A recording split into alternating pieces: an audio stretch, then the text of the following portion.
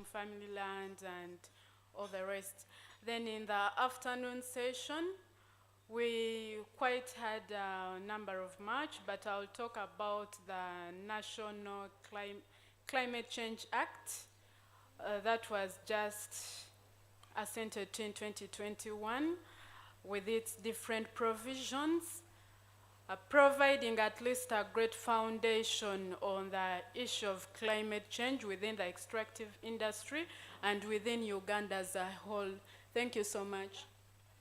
Gloria, you quickly want to finish everything before I ask other people. Yeah. You know, sometimes people sit on a panel and they discuss a lot of things. Reverend Raymond, yesterday you were part of a panel. What did you pick from yesterday's sessions?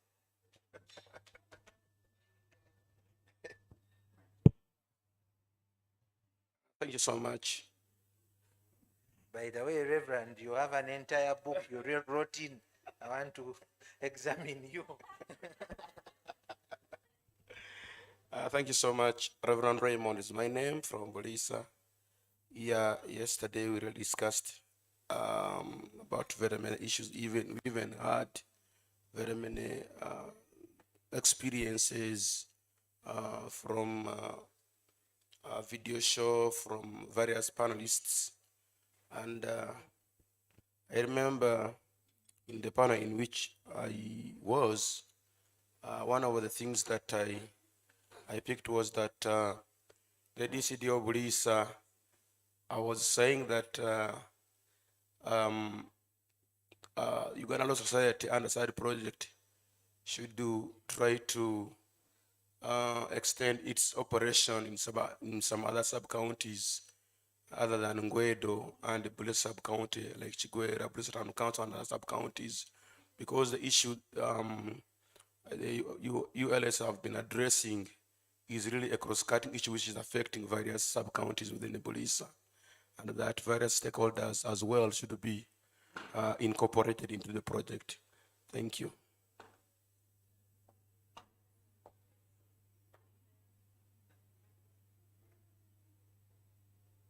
Reverend, who else do you want me to point at for a recap? You can choose one. I would want you point at Sister Precious from Hoima. Council Precious, I mean. Sister Gracious. They have pointed at you. Kindly give us a recap of your day yesterday. What were your key pick-outs from the sessions? My pick-outs from the session was a discussion by a gentleman from the Ministry of Energy who discussed the details of the Climate Change Act. And to me, I had not addressed my mind to it. So it helped me know the details, the penalties, its commencement, its the provisions that are therein, and I was happy because that was something I didn't know about, like I had not read personally. Gracious, choose another person.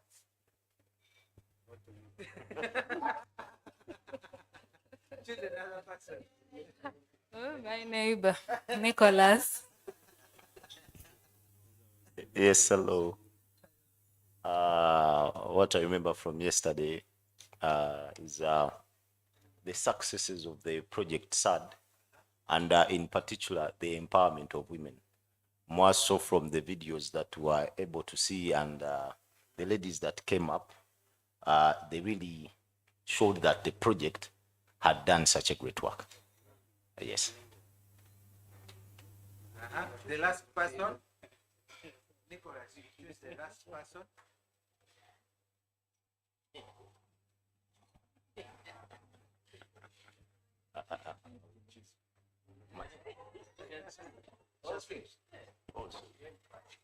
Okay.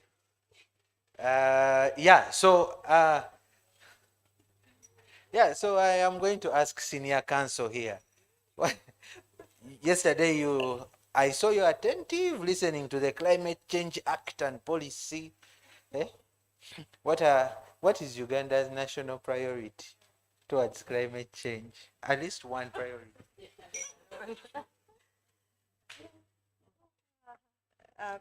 Gabby, that's a lie. I didn't actually pay that much attention in the afternoon. I was mostly out.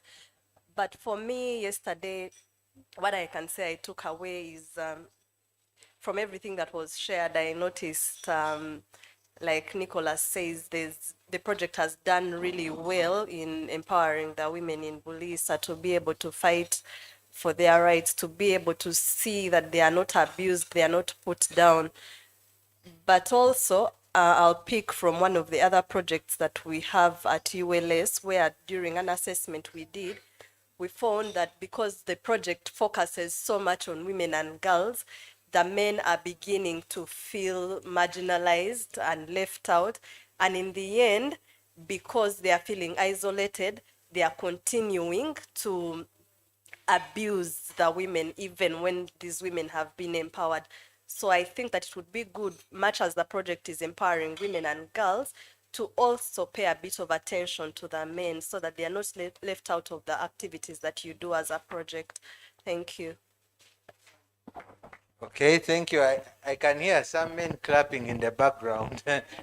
But in Bulisa, we have a very common saying. I think Judith will give us the common saying. Women in power. Good morning, ladies and gentlemen. Women in power, men support. Why am I saying that? Before we got partnership with the Uganda Law Society, I thought we don't know our right. Men have been putting us like a witness in case they need, in case bought pieces of land. My husband can put Judith as a witness. You see? So yesterday the DCDO clarified it was information gap. Kumbe those offices were there, but we don't know. You see? So always we said women in power, men support. Thank you, Gabriel. By the way, which saying has become a very common saying around Bulisa. And if you went into Bulisa and just screamed, women in power, you'd hear somewhere men support. Mr. Nenchan, finally, what did you pick out from yesterday's session? Mr. Nenchan here is our CBO partner from Birudo. He's the executive director of Birudo. He does quite an amazing job there. But from yesterday's session on climate change, what did you pick out that you'll take back home to Birudo? Well, thank you, Joseph. I think what I pick out from climate change is about the policy, the law itself. You know, the law is something new, and it's not something that people are aware about it on the ground, and it needs us to disseminate it so that we start getting feedback in the way those of Judith are trying to testify. And that is a major key thing. And of course, also, how do we popularize it among the local governments? You know, the local governments are the ones that work with this community, and also they have plans. You know, they have so many projects they implement. How do they integrate climatic change agenda into their planning process so that can be sustained among the local community? Thank you. Okay, thank you so much, Mr. Nenchan. So today, ladies and gentlemen, the subject of discussion here is climate change. And today, our presentations all through will be focusing on sustainable resource development policies and regulation to address climate change. But before we go into that discussion, we were supposed to have a very instrumental presentation yesterday in the afternoon, but time did not allow us. Nonetheless, we are privileged this morning to have the same. Ladies and gentlemen, welcome with me, Selina Lee Anderson, to come and give us a presentation on introducing the discussion or imperatives on climate transition for mining communities. And she has a very nice case study for us. So the technical team should get ready with that presentation. Selina, you're welcome. I have noticed your attire. It's really nice. Yeah, I really like it. Yeah, thank you.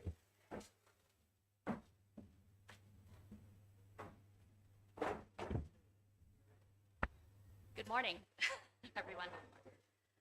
Very pleased to be here. I know yesterday was a lot of information, and I'm going to throw a lot of information at you today as well.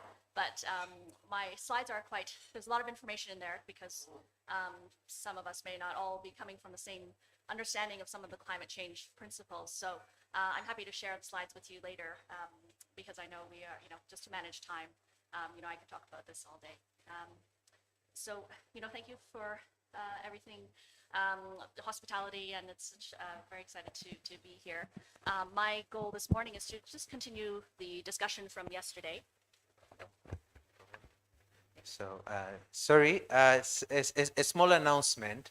The table at the back that has those senior colleagues of ours to kindly come to the front, and the latecomers will sit at the back.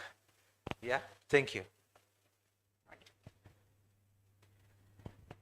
So my goal here today is to really continue the conversation that we started yesterday afternoon. So Francis did a wonderful job to lay the domestic groundwork for the climate change action that's happening domestically here in Uganda. And also to pick up some of the themes that the panel yesterday was discussing. There were some interesting points that were raised, by Dean, especially just on the mineral piece and the clean transition. And that's what I will be sort of focusing in on today. I'm going to start off kind of like take a step back. So as Jennifer so eloquently put it yesterday, to get the, provide the mood of the universe and what is actually going on, and some of the policy drivers globally for the shift towards clean energy. Just by way of background, so you know where I'm coming from. So I practice environmental and Aboriginal law in Vancouver. So that's on the west coast of Canada. And my clients are mainly project proponents. And I have an increasing number of Indigenous groups who are clients who are helping them to develop resource projects across Canada. So I come with a sort of, private sector perspective. So I will be looking a little bit more today at sort of the corporate engagement. And so I advise clients on sort of engaging with local communities and best practices.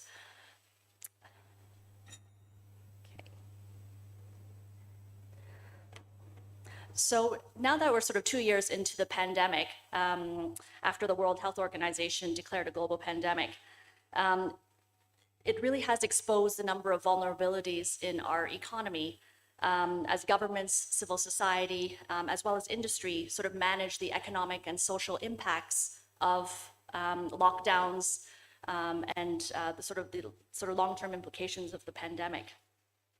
What the pandemic has done, I think this is universal around the world, is that it has emphasized the need for more responsive risk management approaches.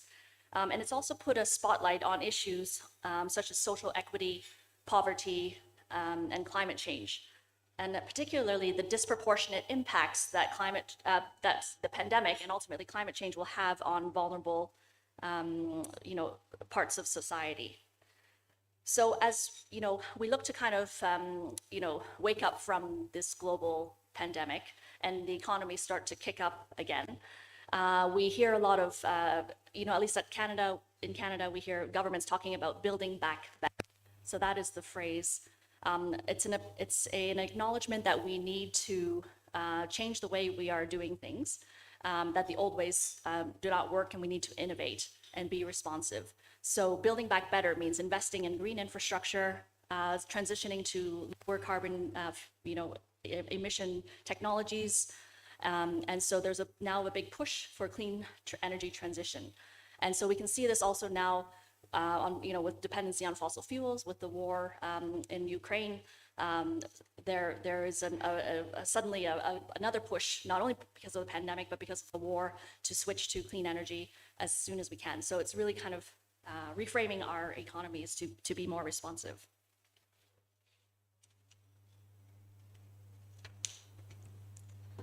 So that brings us here today.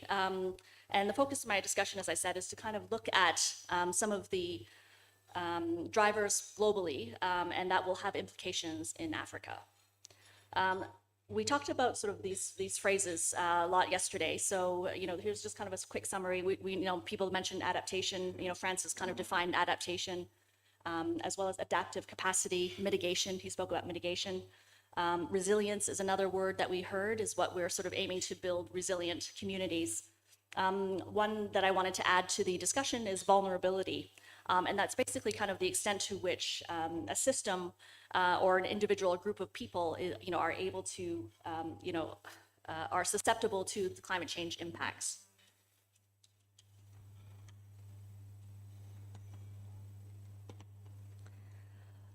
Francis spoke a bit about the Paris Agreement yesterday. And so Paris Agreement, as Francis mentioned, is the global agreement for us to achieve emission reductions. And there are specific targets that are set out in the Paris Agreement. It entered into force in 2016.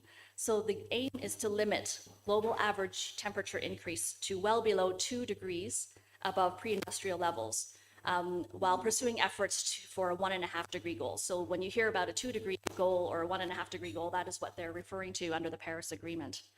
The long-term goal is global emissions as soon as possible, with a world achieving carbon neutrality by 2050. And what that means is by 2050, we should not be emitting any additional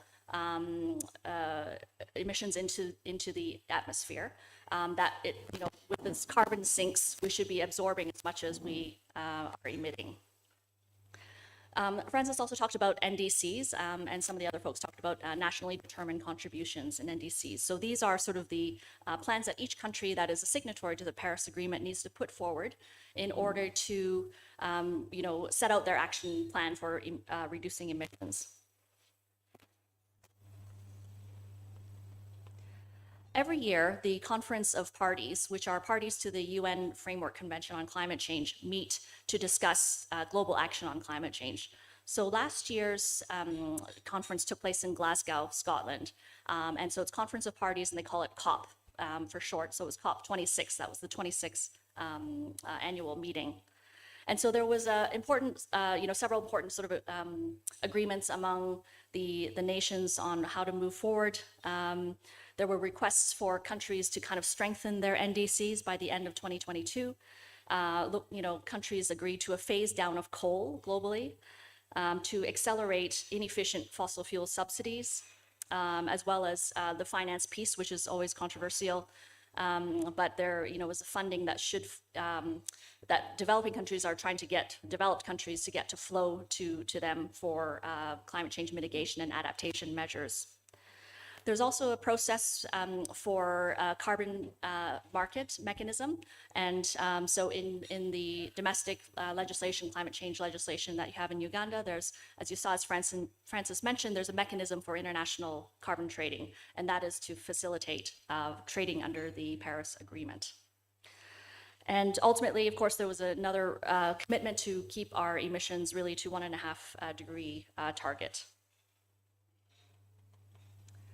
I mentioned the sort of net zero by 2050. So this is a phrase you will hear about more and more. And it's basically a lot of countries, regions, municipalities, as well as companies have committed to be net zero by 2050. So as I said, this is kind of net zero refers to the balance between the greenhouse gases that are produced and removed from the atmosphere. So the scientists have determined that in order for us to meet a 1.5 degree target, we will need to be net zero globally by 2050. So as of March of this year, more than 130 countries, as well as various cities and regions around the world have committed or are thinking about committing to a net zero by 2050 target. Also, 1/5 of the world's largest companies have committed to net zero. And so it's quite a significant movement towards net zero. This is still really an evolving area. A lot of companies, for example, don't really know, or countries even, how to get there. But that's the target, and there are different approaches that are being developed in order to get us to 2050 net zero.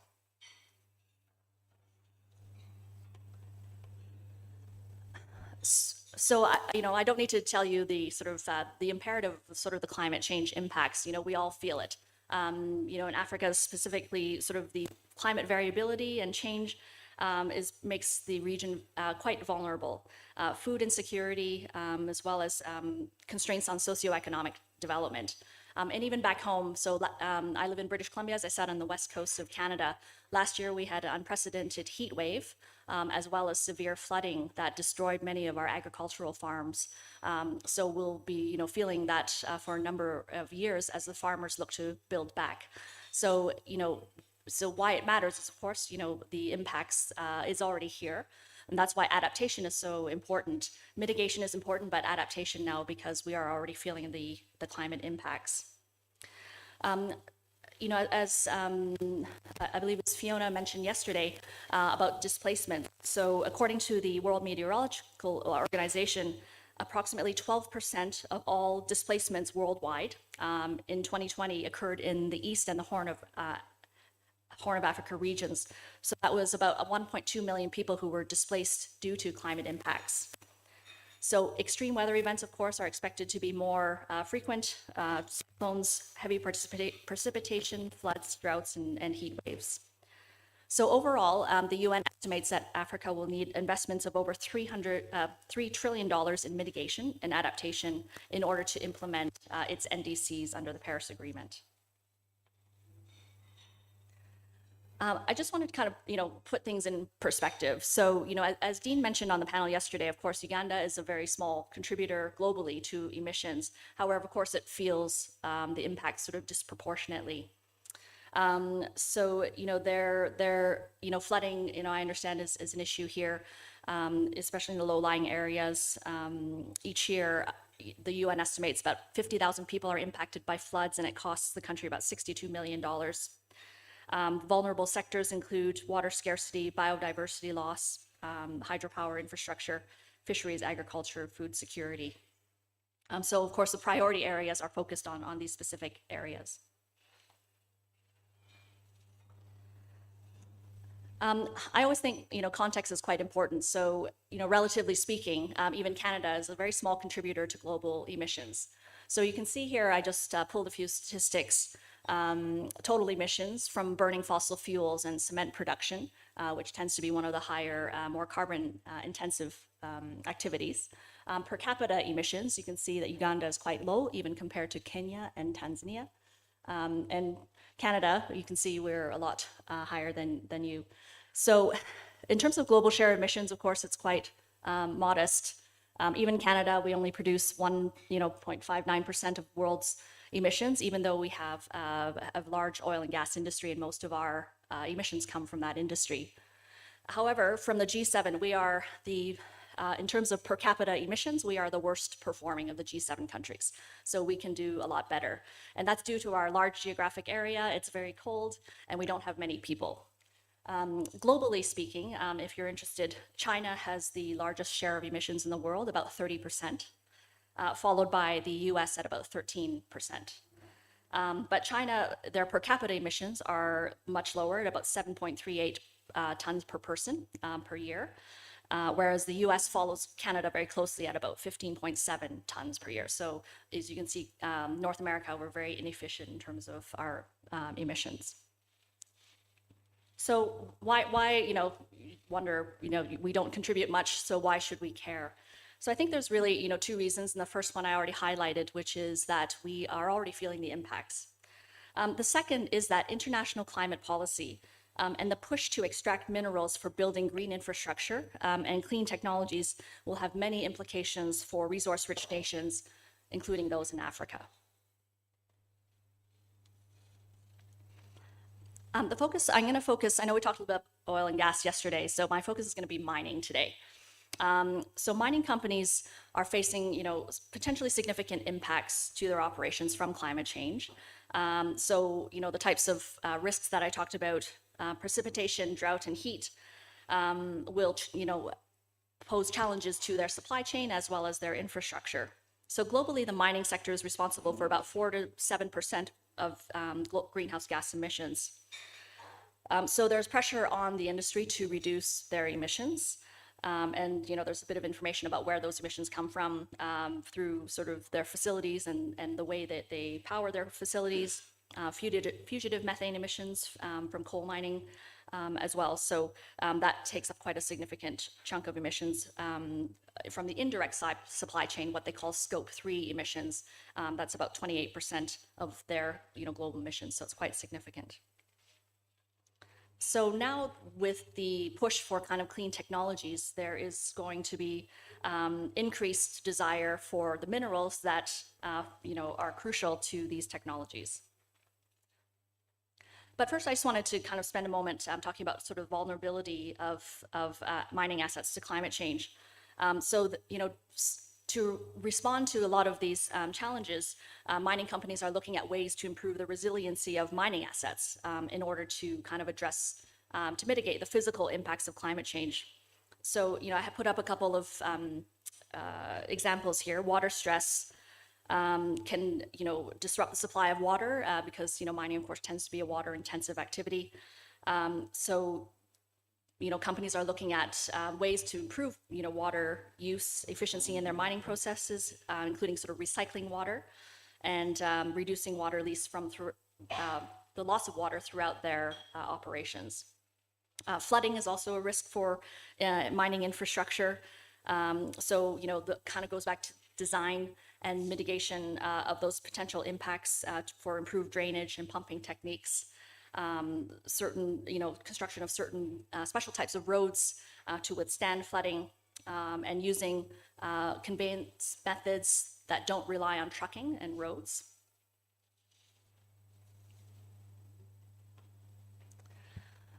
So really any kind of serious effort to achieve our climate, goals under the Paris Agreement requires participation from the entire mining value chain. So that means that large investments are needed to enable mines to fully decarbonize, which means switching them to lower carbon sort of energy sources. And so that includes adopting renewables, electrification, as well as implementing operational efficiencies within their supply chain. So there are different, recommended actions for mining companies, looking sort of at end-to-end diagnostic throughout their supply chain for potential climate impacts. So really identifying, I think, gaps and vulnerabilities in the system. Mobilizing senior management. So this is, very important to get, the tone comes from the top. So if, the senior management is believing that climate change is an important risk to their business, then that will unlock a lot of investments in new technologies.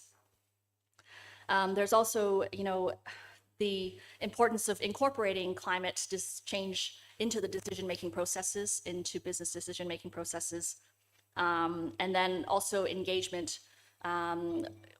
Primarily, I'll talk a bit about more, but, companies have been kind of more engaged with their investors because, of course, they're responsible to their shareholders, but there's pressure on them to also, of course, engage more meaningfully with local communities to make sure that these projects are sustainable and not having negative impacts.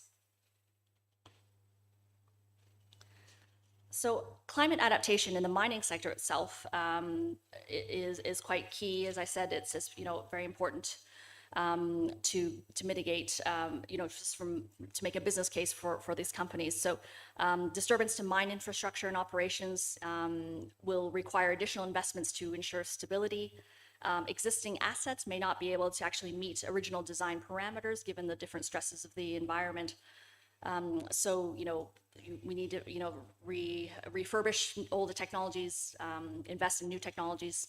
In terms of worker health and safety, natural disasters, of course, can pose immediate health and safety risks to workers.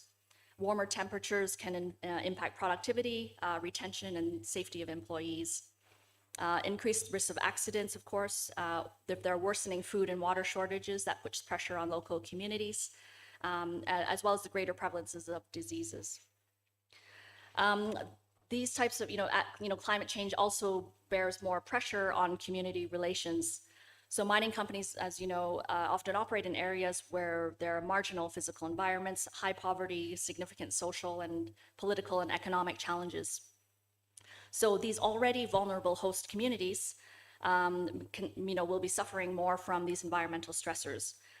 So loss of livelihood and property can contribute to social unrest and political instability. Of course, we've talked a lot about land reforms, but of course, if the land is not, viable because of flooding, or you have to move people out of migration, that's going to create a lot of stress for those communities. There's also competition for resources and the potential loss of social license for mining companies operating in these areas, not to mention reputational risk.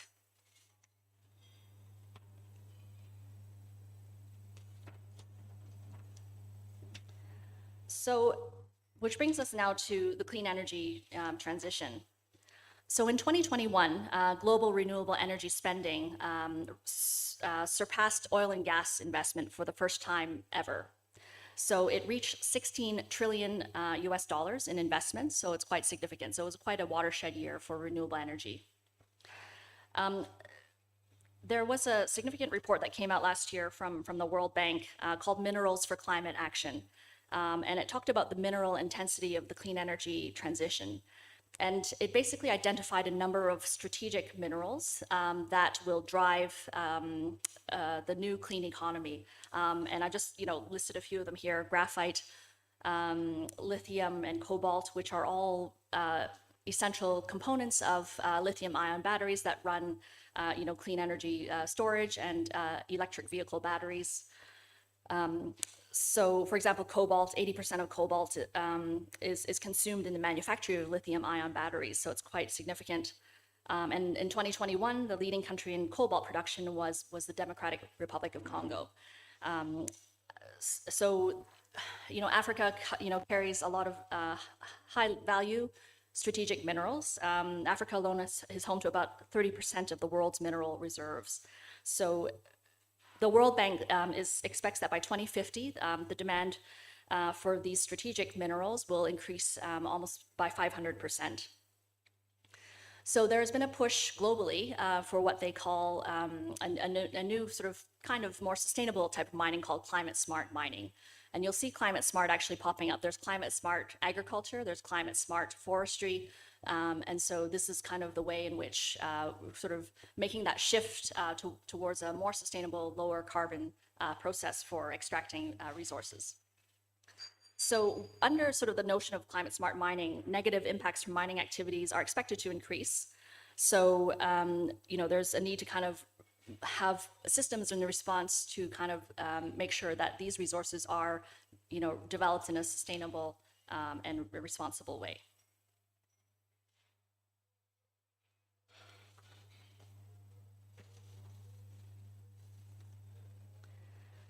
So the climate smart mining process supports the entire sort of value chain from extraction and processing to recycling, while trying to minimize both the sort of climate, so carbon footprint, as well as material footprint throughout that supply chain. So the whole approach has been kind of based on the UN Sustainable Development Goals, or SDGs, which some of you may be familiar with. And it's really aimed at sort of decarbonizing the mining and energy sectors, and to kind of provide the benefits directly to the communities that host these resources. And as part of this initiative, the World Bank has committed a $50 million fund that it launched last year to promote sustainable mining practices. This is, just a graphic to kind of tell you, it gives you an idea of the different components, building blocks, if you will, of climate smart mining. So mitigation is one piece, adaptation, reducing the material impacts. So that may mean sort of adopting a circular economy so that there's no waste from processes, reuse and recycling as much as possible. As well as, creating market opportunities. Of course, there, is a business case for these projects. And investors want to be sure, we'll talk a little bit more about these kind of environmental social governance drivers that are driving investors who are demanding that companies disclose more about their operations so that they can de-risk or appropriately address the risk of these investments that they are making in these projects, to make sure that climate risks are addressed, and as well as social risks to the different projects, so that they are able to kind of, provide the right risk allocation to different investment opportunities. Geological data management, you'll see in the far corner there, and Dean yesterday on the panel had I think it was a really brilliant idea, which was to, for Uganda or other resource-rich countries to map where these minerals might be, and in order to take advantage of opportunities and to be strategic in developing these specific resources.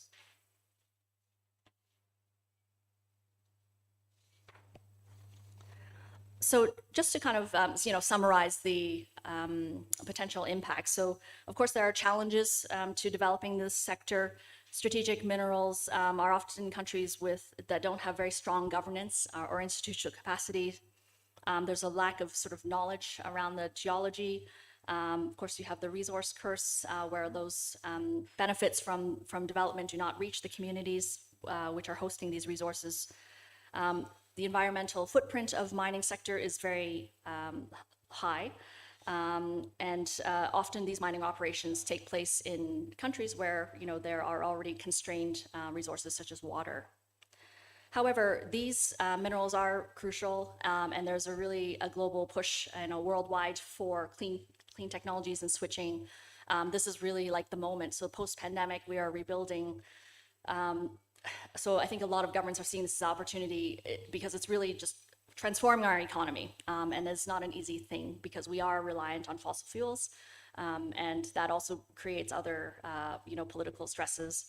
But so the supply of these kind of key strategic minerals will be essential to enable this clean energy transition. However, it must be done in a sustainable and responsible way. And there are opportunities to develop technologies, right? So there are recycling technologies or waste tailings management technologies that if countries are innovative, that can invest in those technologies and trade and transfer knowledge, and in order to create an export industry for these technologies.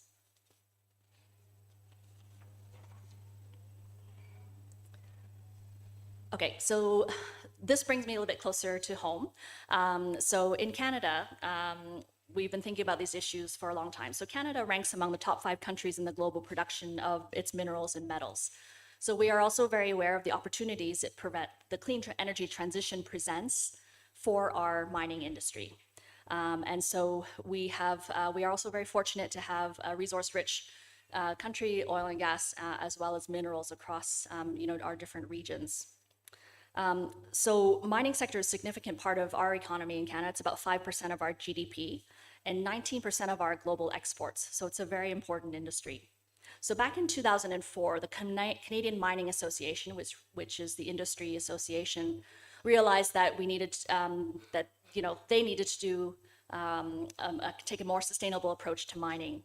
So they launched an initiative called Towards Sustainable Mining, which really has become now a global standard for Canadian mining industry, as ours is considered one of the more sustainable in the world. So the Towards Sustainable Mining, or TSM, is a sustainability standard that's helping to build capacity. And this has now become particularly highlighted. I mentioned ESG. So ESG is a concept. It stands for Environmental, Social, and Governance. And basically, investors over the years have not been receiving good information about what companies are doing, in terms of the risk that they are investing in. So in recent years, they've been demanding more information, more transparency from companies, and more consistent information. So some of the larger mining companies, for example, and other resource companies are listed on stock exchanges. So they're required, of course, as you know, to disclose certain information about their business and business planning and risks to their business for investors. However, the environmental and even social piece, they've not always been consistent in revealing what they need to do, because traditionally it's sort of been what's material to their operations, and that's kind of subjective. So now investors are demanding more information, and there's a global standard that's emerging for ESG criteria. And so, investors are demanding more and better information. So now this specific standard becomes very important as investors are looking for transparency and consistent reporting. One thing I also wanted to note in the Canadian mining sector, it's the largest heavy industrial employer of Indigenous people in our country.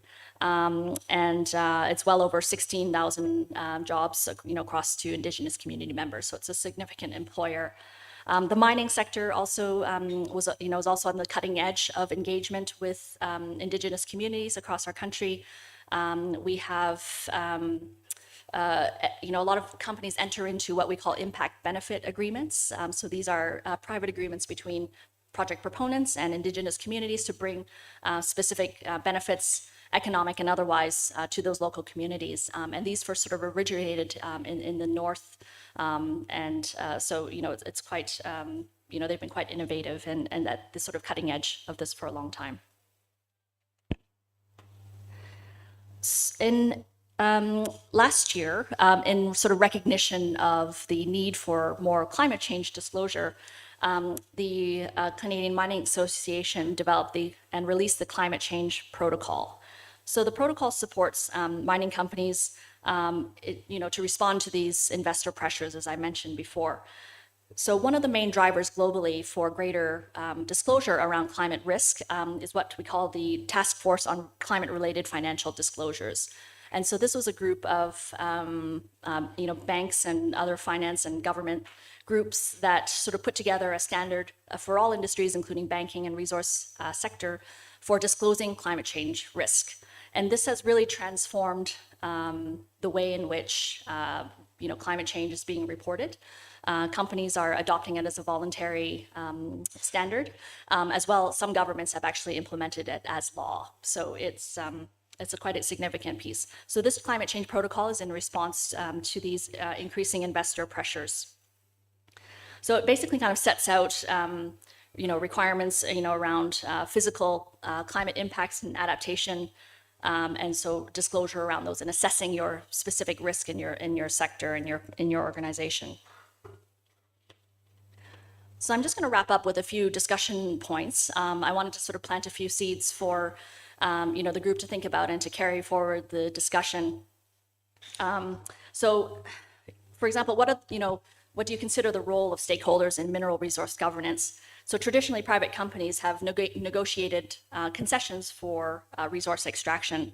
But now, in terms of the increased spotlight on governance, what is the role of company boards, shareholders, as well as private sector regulators, as we transition to a clean energy economy? What's the role of impact investing to allocate capital to address sustainability challenges? So not only, of course, the ESG piece, but climate change and COVID-19 has changed the investment landscape.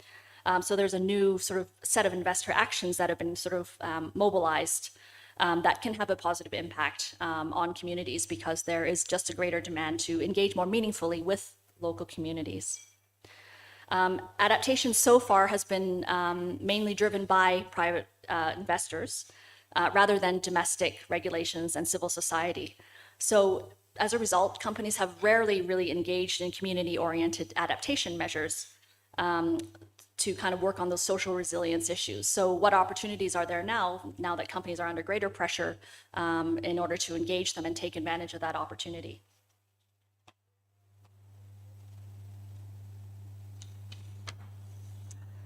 There was, in 2009, the Africa Mining Vision.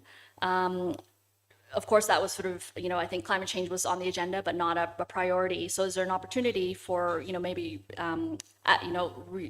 looking at that agenda again and recreating and updating the vision, let's say, for an opportunity to, for sustainable development of the resources?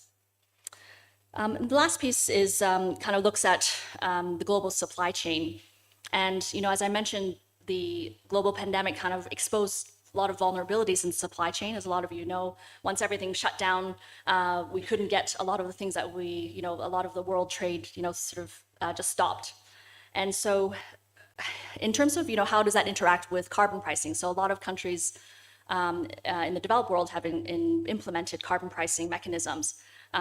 And so a lot of companies are looking at, costs in the supply chain. Is there any benefit to maybe moving processes closer to where the resources are. So moving those intermediate stages to production instead of having, expending a lot of greenhouse gases, shipping it to faraway places for processing, is to keep, is building facilities close to where the resource extraction takes place, having that processing take place closer. So that shrinks the supply chain, makes it more stable, so that you don't have those disruptions. So, is there an opportunity to develop more localized, less carbon intensive supply chains for processing of resources?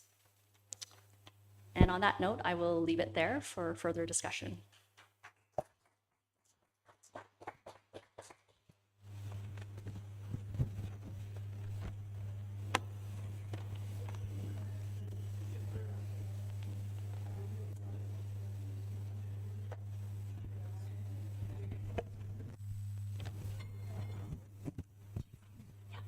Thank you so much, Selena. A round of applause for Selena.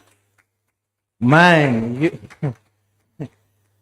you don't know how hot it is to be here. Selena can attest it's really hot. Yeah, but thank you for that very wonderful presentation. I think you've opened up the sphere for discussion. And I'm proposing probably we'll open it up for a plenary after the next presentation. But right now, ladies and gentlemen, let me hand over to Lynn Gitu. She works with Impact Uganda. She's been a very, very close associate of the project. She's trained with us before, policy advocates. And today she's here to moderate and chair the next session. So a round of applause as she comes, by the way. She's been here since yesterday. Lynn, thank you for sparing off 2 days of your very busy schedule to be with us. And oh yeah, I usually just hop here, so yeah. All right, Lynn, I'll hand over to you and you'll take us through the next session. Thank you. Yeah.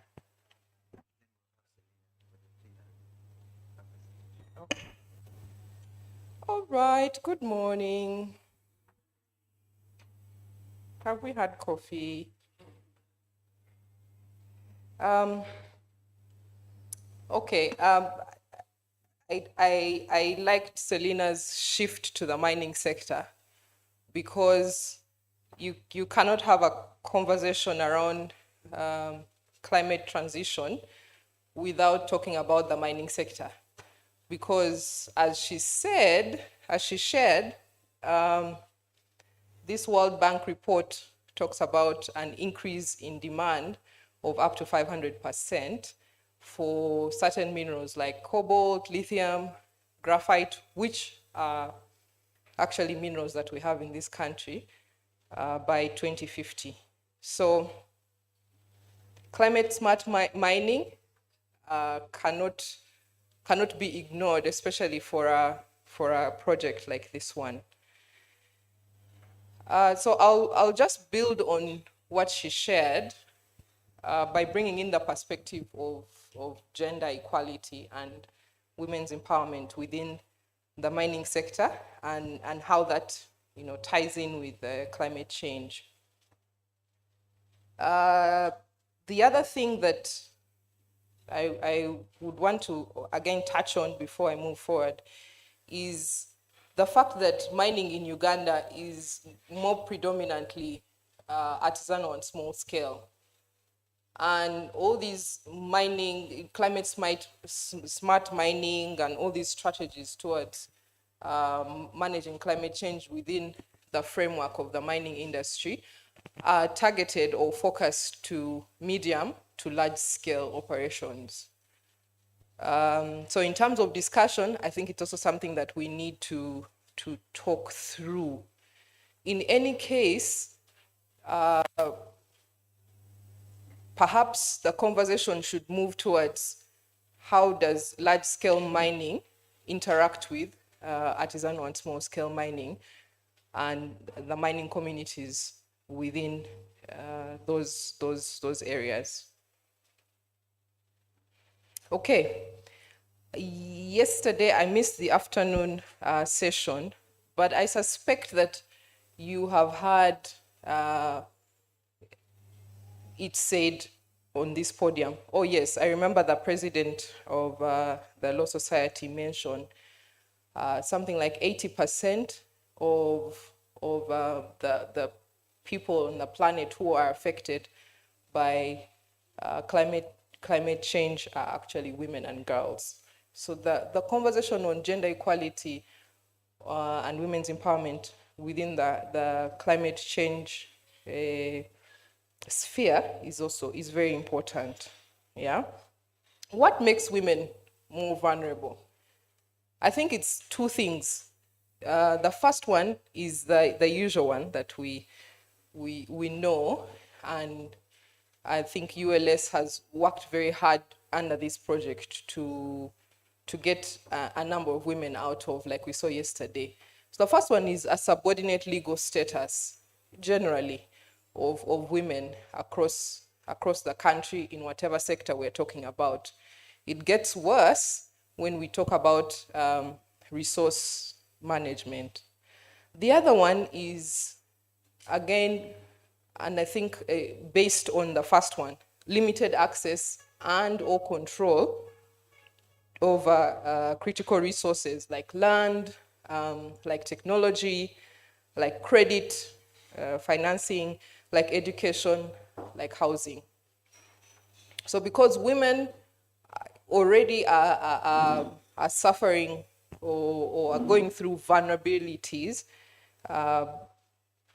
in the area of limited access and control over land or over technology, over education, when we talk about climate change consequences, their plight is even worse. Yeah.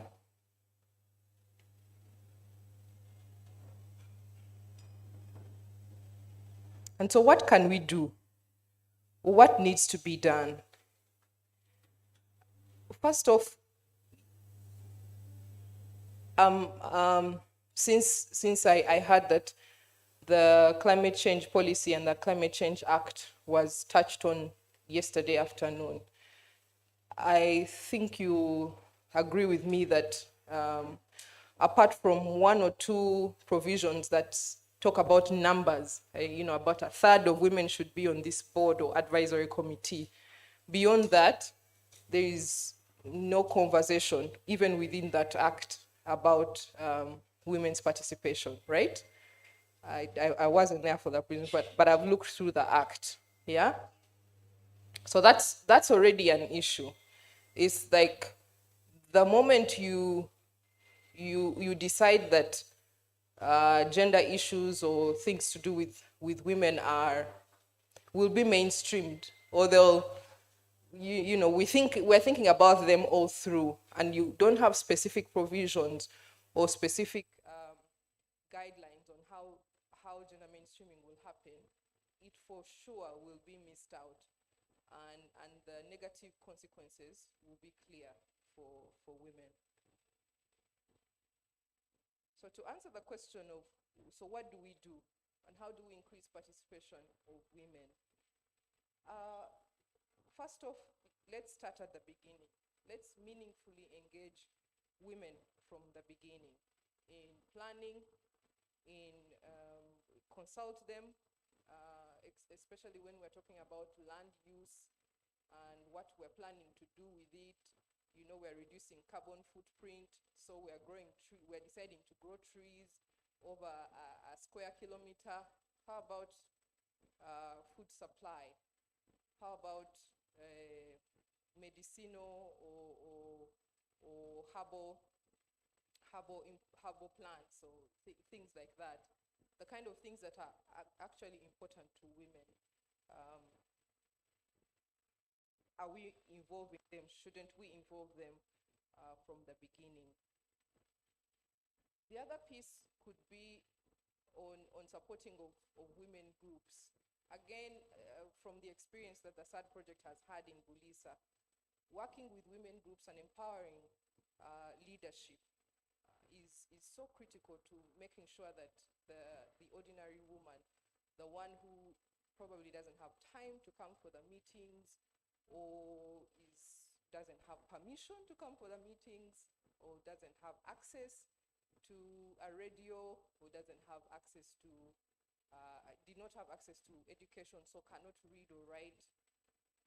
Once you empower the leadership of women's groups, then most likely you are empowering the lady who doesn't have the access to this information that you're trying to share.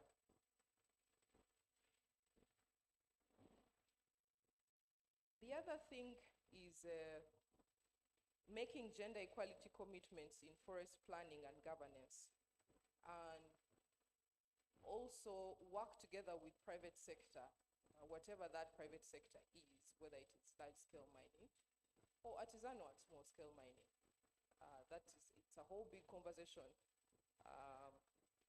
in the fact that artisanal and small-scale miners are typically not considered like investors, you know, and yet they do put money into the mining sector and they profit from it. So why aren't we considering them as private sector? When you think about it, even the Chamber of Mines and Petroleum doesn't have artisanal miners because they are not investors, you know. So are investors only foreign? Food for thought. So once you make gender equality commitments and then you work with private sector, then women-owned enterprises that are geared towards the so-called green economy can be supported to grow, to actually give, make profit for women and allow for certain things like children going to school, and which have even greater benefit for communities. All right, I will stop here and ask that I have Selena up here, James Muhindo,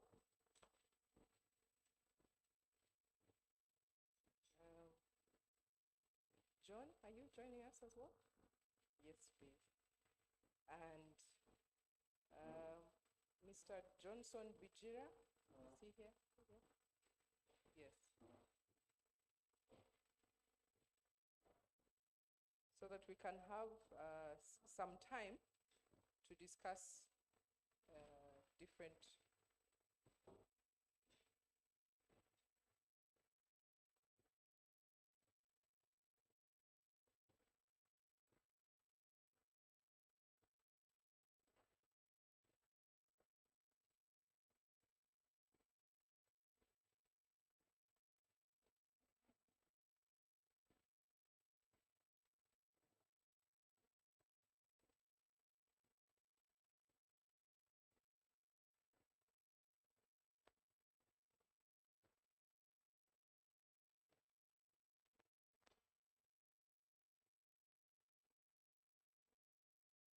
All right, I think we'll start straight first with Selena. So we just follow on with from your presentation. I would like you to talk a little bit about large-scale mining interaction with artisanal and small-scale mining, because that's more contextual for us in the room. What is private sector thinking, and what are their strategies?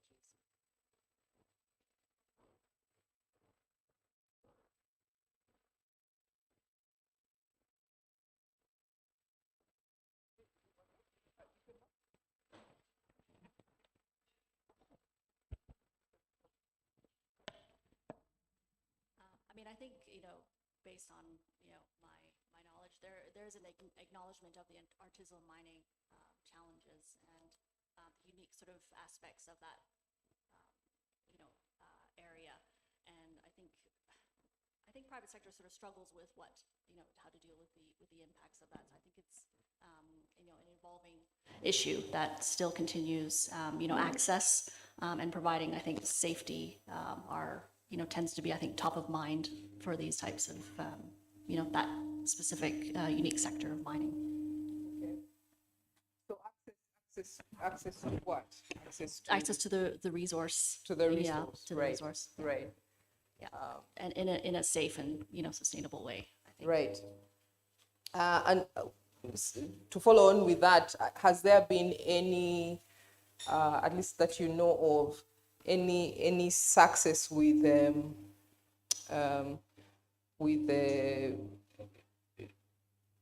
operating side by side? For example, in our current law, there's a provision for large scale mining operations to provide up to 5% of their mining lease to artisanal miners, so that there's a support, because the issue with the artisanal mining sector is around environmental handling, Right. how they, human rights and all of these things, operational safety and so on.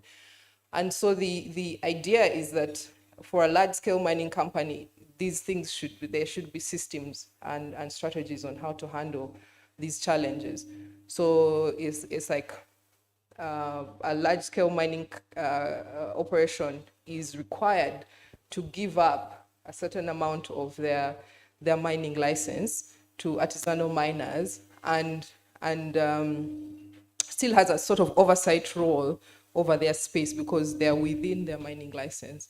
Have you seen anything like that, and is there some success? No, with in it? Canada, the concept, I think of artisanal mining is, the way our structure's set up, yeah, it's something that's, I think, unique to this region here.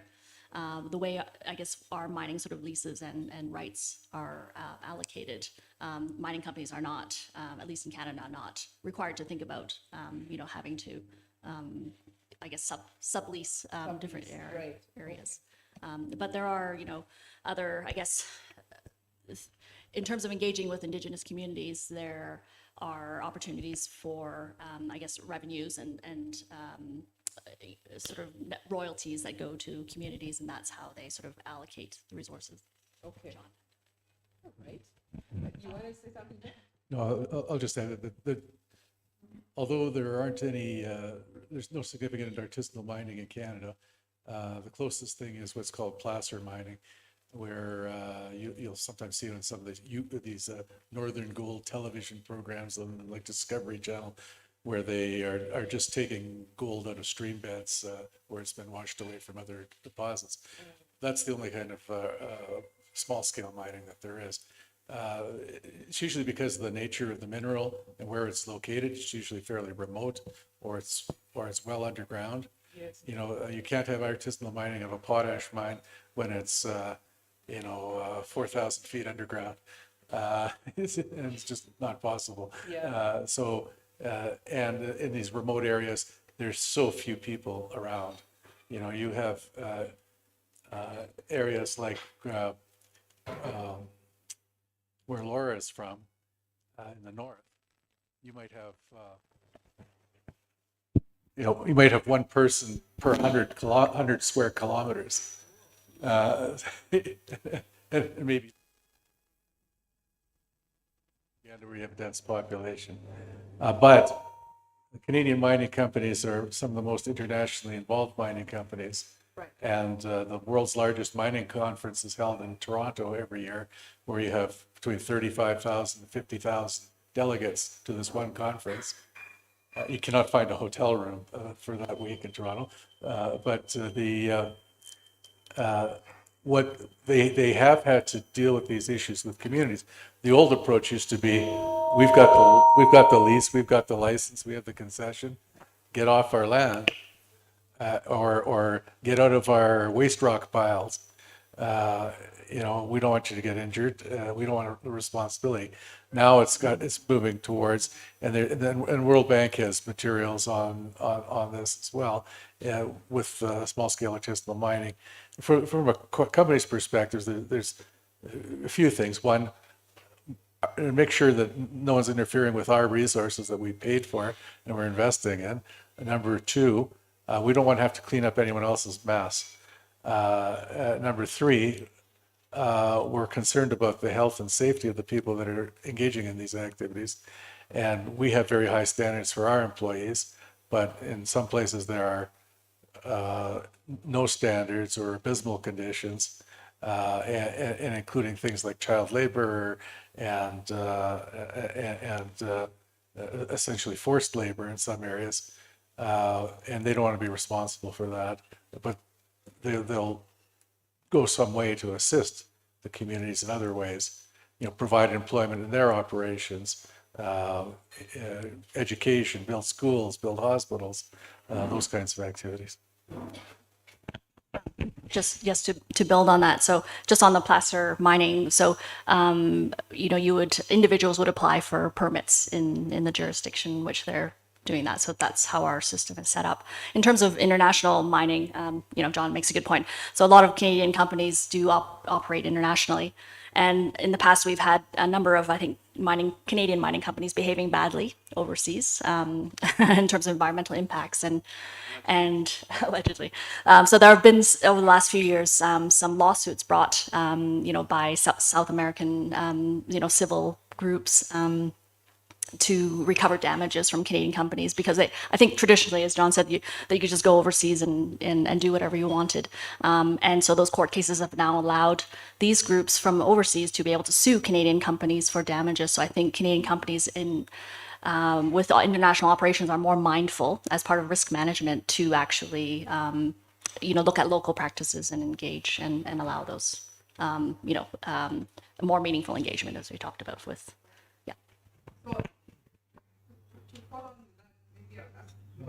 About strategies or policies within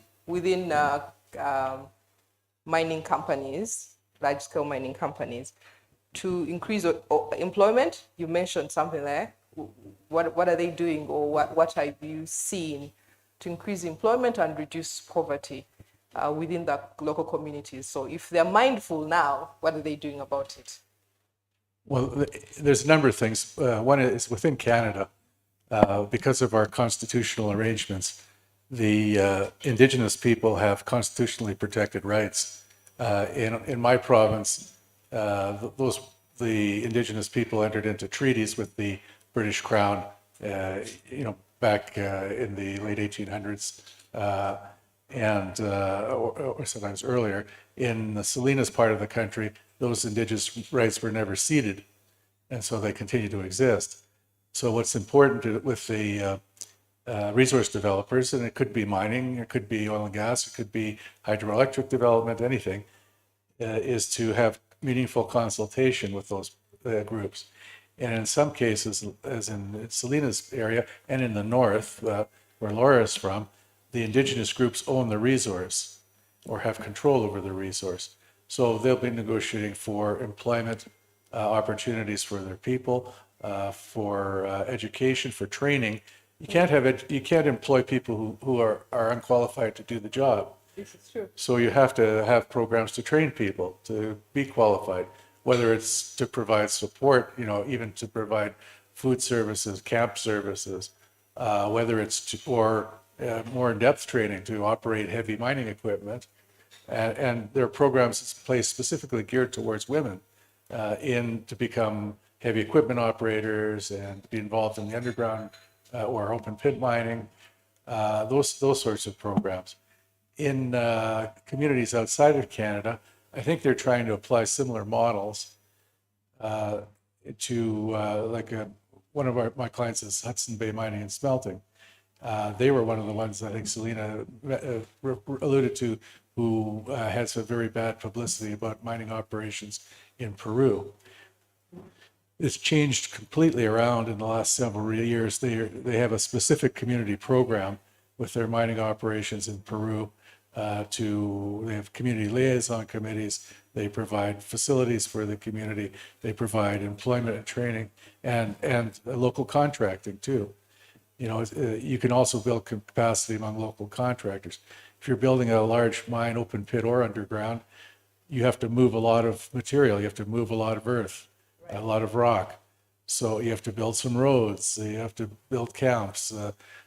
In our northern communities, There are a number of indigenous communities who have their own contracting companies, and they've invested in heavy equipment and dump trucks and hauling equipment and earth moving equipment, and will be contracted with to provide those kinds of services. So they'll have their own community owned corporations. It takes a lot of investment, and it may be necessary for the mining company to support some of that kind of activity. So you build that capacity. And then the theory is that when that mine shuts down and someone else comes along, that capacity already exists. Already exists, exactly, yeah. Thank you, Joanne.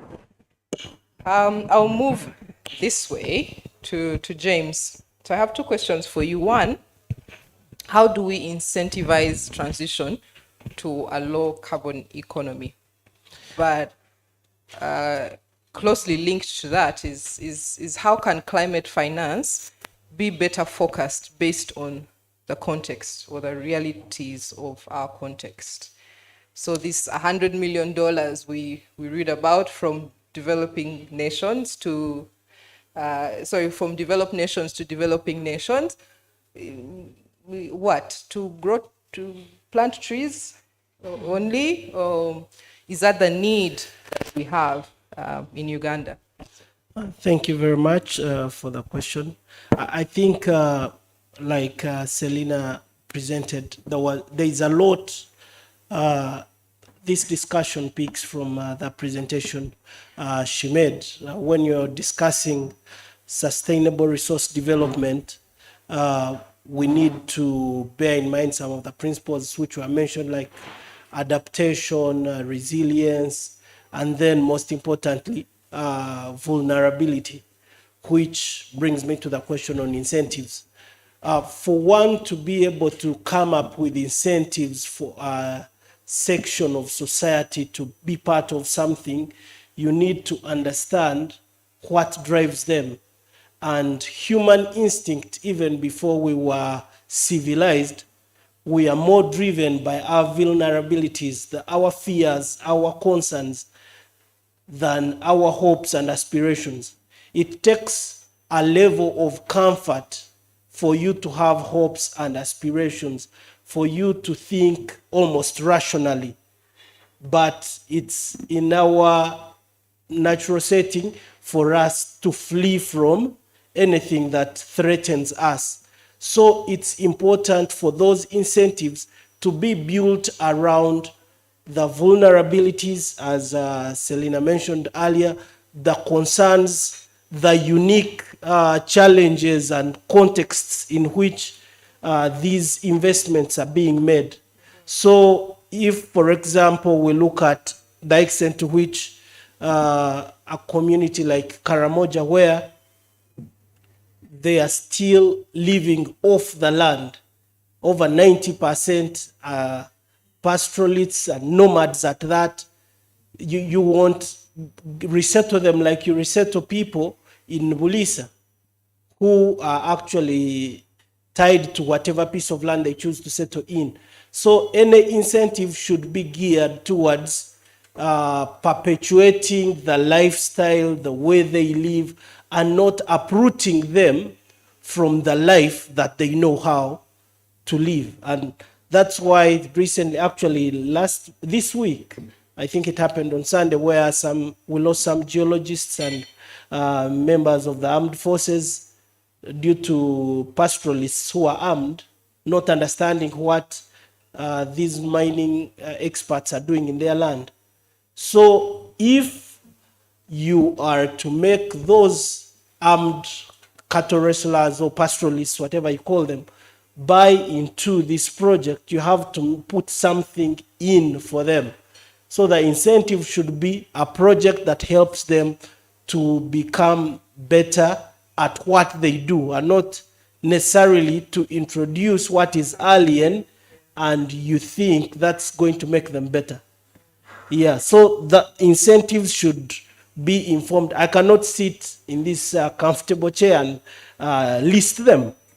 They are unique to every society, and it should be a process, an iterative process that you work through with them to say, at the end of the day, after 6 months or 12 months of interfacing with women in this community, youths in this community, the elderly, the leaders, and even some outliers like, say, Shamba Boys, what we pick, these are what move them. Let's prioritize on, if we can address those, they will buy into whatever proposals for climate change or any development that we are pushing. And without going to that length, you can only either come up with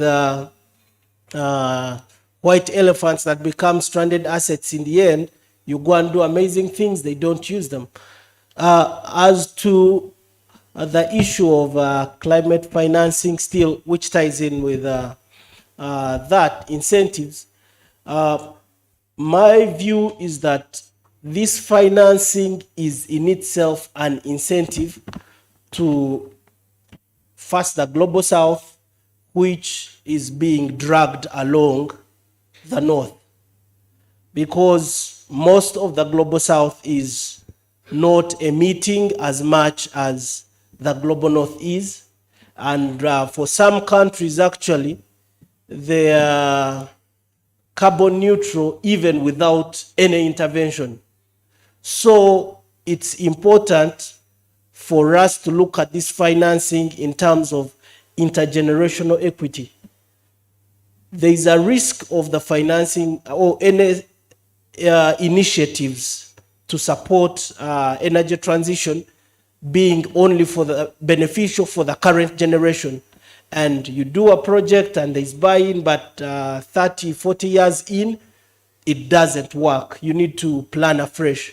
So financing has to bear in mind that intergenerational element where the risk of certain countries not being able to put in place systems that will outlive a generation you're dealing with is high. Then the trade-offs. For energy transition, there is an opportunity cost where countries like Uganda, and I think the president has mentioned this severally, for us, we need oil for development because others used it for development. And now that we've found it, the math is adding up, let's exploit our oil. So when we are talking about energy transition and financing and sustainable resource development, let's know that there are countries that feel like it's the opportunity cost on them is higher than others, so that we address that fear or that concern by saying that in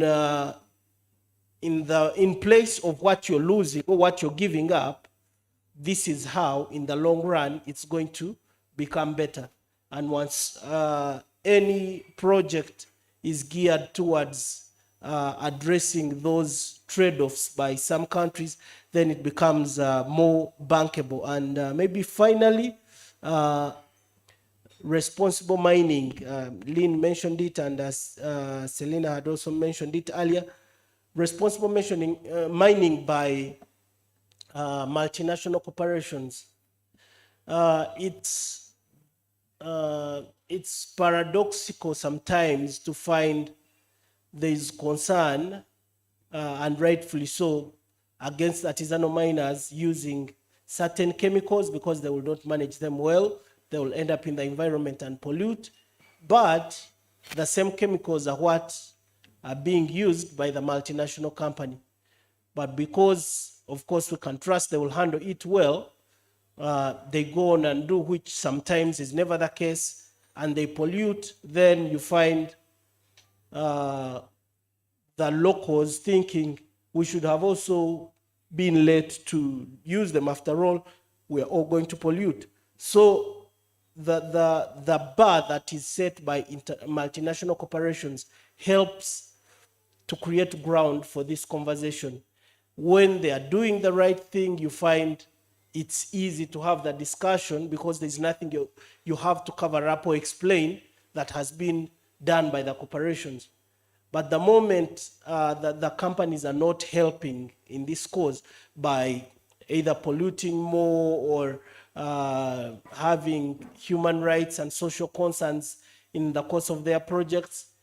Any discussion geared towards moving away from such development seems like it's just paving way for the multinational company to come and take over. And that's a challenge. I think if we had representatives from the Directorate of Geological Survey and Mines here, they will tell you all the efforts to formalize artisanal mining is somehow stifled by the belief among artisanal miners that they are being chased away so that the license can be given to a multinational company, even when the ministry is doing it to protect the environment, to organize the sector and so on.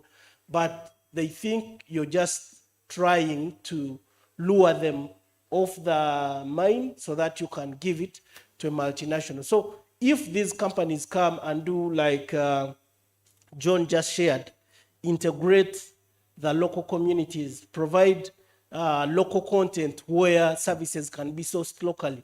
And it's good to know that in Canada, there are cases where even the locals can have like earth moving equipment, which a company can use. What the company needs is access to its resource. As long as the locals can provide the service, the company is good to go with them. So such incentives, which would in essence move the artisanal miners from necessarily mining, because they mine for money, they don't eat gold, they don't eat marble, they don't eat it. What they want is money. If you can tell them you will actually get these resources through service provision, they work and complement what the company is doing, and they all coexist. They remain on the land serving the company, and the company remains on the land exploiting the resource. So it's such discussions that I think need to be supported in terms of financing. And once these alternatives are financed, everything will fall in place, and the shift from very dangerous resources and technologies will just come naturally. Otherwise, without addressing these, it can only last while the project or the campaign or the financing is going on. And the moment it stops, they go back to where they were before the financing or the project. Yeah, thank you. Thank you, James. I hope we're picking, reflections or questions, because we're going to go through the panel and then we'll open it up for discussion. All right. So, Mr. Bijira, the land question. Wait, John, you had a question or a comment on incentives? Something. Your hand went up at some point. I took note. Only to say that you mentioned that the developed countries are offering $100 million. And Selena, in her presentation, said that Africa alone needs, what, $3 trillion? Yeah. Yes. So yeah. It's not even a drop in the bucket. Absolutely, yeah. And I think we haven't paid up yet. Yeah. I think that was what yeah. to get it mobilized. Actually, that 100 million was supposed to be provided by 2020. Yes, that's right. Yes. And yes. I think they're... Selena will take out a checkbook. Yeah, exactly. On behalf of Government of Canada. But yes, I mean, that was one of the issues at COP26 was right. to mobilize the funds. Right. And I think it should flow by the end of this year. But yeah, but it's as John said, it's really a drop in the bucket. It's not going to be nearly enough. All right, yeah. So Mr. Bijira, we are going to go to the land question, and it's a big question for us. Land tenure systems, land management, and so on. So I'm going to tie land to agriculture, if you don't mind. Yeah. So how can land tenure management be used to mitigate climate change consequences? Also bearing in mind that we are mostly an agricultural country. Yeah. So how do we tie those two in a way that allows us to meet our obligations? Yeah. Thank you so much, ladies and gentlemen. Thank you. You know, land is the backbone of our society. And I can say over 95% of the Ugandan population live on land and use land for survival, if I can say. They live on it and live off it. Okay? They live on land and also live off it. Yes. So, first of all, you have to understand what is land tenure as a concept. Okay? Then how it affects, we say land tenure, land management systems, then how it affects the climate change. And the history of Ugandan land holding or ownership predates colonial times.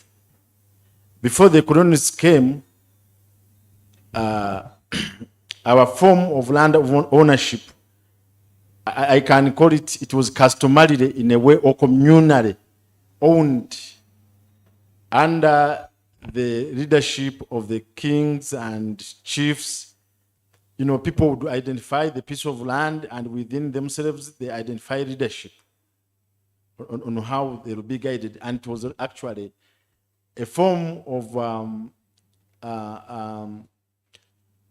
the chiefs would use it as an instrument of leadership against those people. That if you are a good person, if you are liked by the chief and so on and so forth, you'd be given more access to land. With the coming in of the colonialism and signing of agreements, in particular in 1900 and etc., the form or forms of land ownership, say, being defined. They now define landlords, okay? Common in Uganda, then all the central region for that matter. Then the government also took charge of some land, but people were also given access to some land. But the relationship became defined from the agreements, okay, on what land would be belonging to the people, to the government, then institutions, then the one which would belong to the common man. Now, over the years, even from independence, we have been now having streamlined or defined tenure systems in Uganda. From 66, okay, after the constitution from 1966 with the abolition of kingdoms and so on, all land in Uganda was vested in the government. Ownership of land became or was moved to the hands of government, and persons or people had what I would call user rights. Okay? Then in 1975, under the Amin Decree, okay? No, just a second. Before, from the time of independence up to 1966, when the Obote government abolished kingdoms, okay, we had different tenures. We had freehold, we had milo, we had leases. In 1975, the president then abolished all other tenures, and now this time land was the government. So all land by implication became lease, but with the government in control. Okay? Now, the 1995 constitution is the one which now again introduced tenures. And this time, one of significant importance was land belongs to people. Okay? That was a shift. In the past, land belonged to the government and people had user rights. Now with the 1995 constitution, land belongs to the people. Then they went ahead under the constitution, under I think 237, to define the different tenures or category of people. We had the Mailo, Akin, the central region, and some areas of Tolo and Ankole, what we call the native Mailos, but in Uganda we had the Mailo, which is, you know, a perpetual ownership. Then the constitution also introduced the freehold in areas where land is not held under Mailo, but that one was really, they call it former public land, where people can apply for that land in freehold. Then we introduced another concept which was already there, the leasehold, contractual. Okay? Then customary as a tenure. And this one, basically, I think, is the biggest actual tenure in the country. So how does it affect climate change? Okay? I want to bring that relationship of the land tenure system that we have, or the land ownership style that we have, and their effect on climate change. Now, depending on how this land is owned, the user rights are flowing from the tenure you have. And one of the biggest undoing, even the president has been talking about it, is the land fragmentation as a result of now the ownership systems we have. Now, the land fragmentation, which we feel is directly linked to the land tenure, mainly in Milo as a system, and to some extent freehold,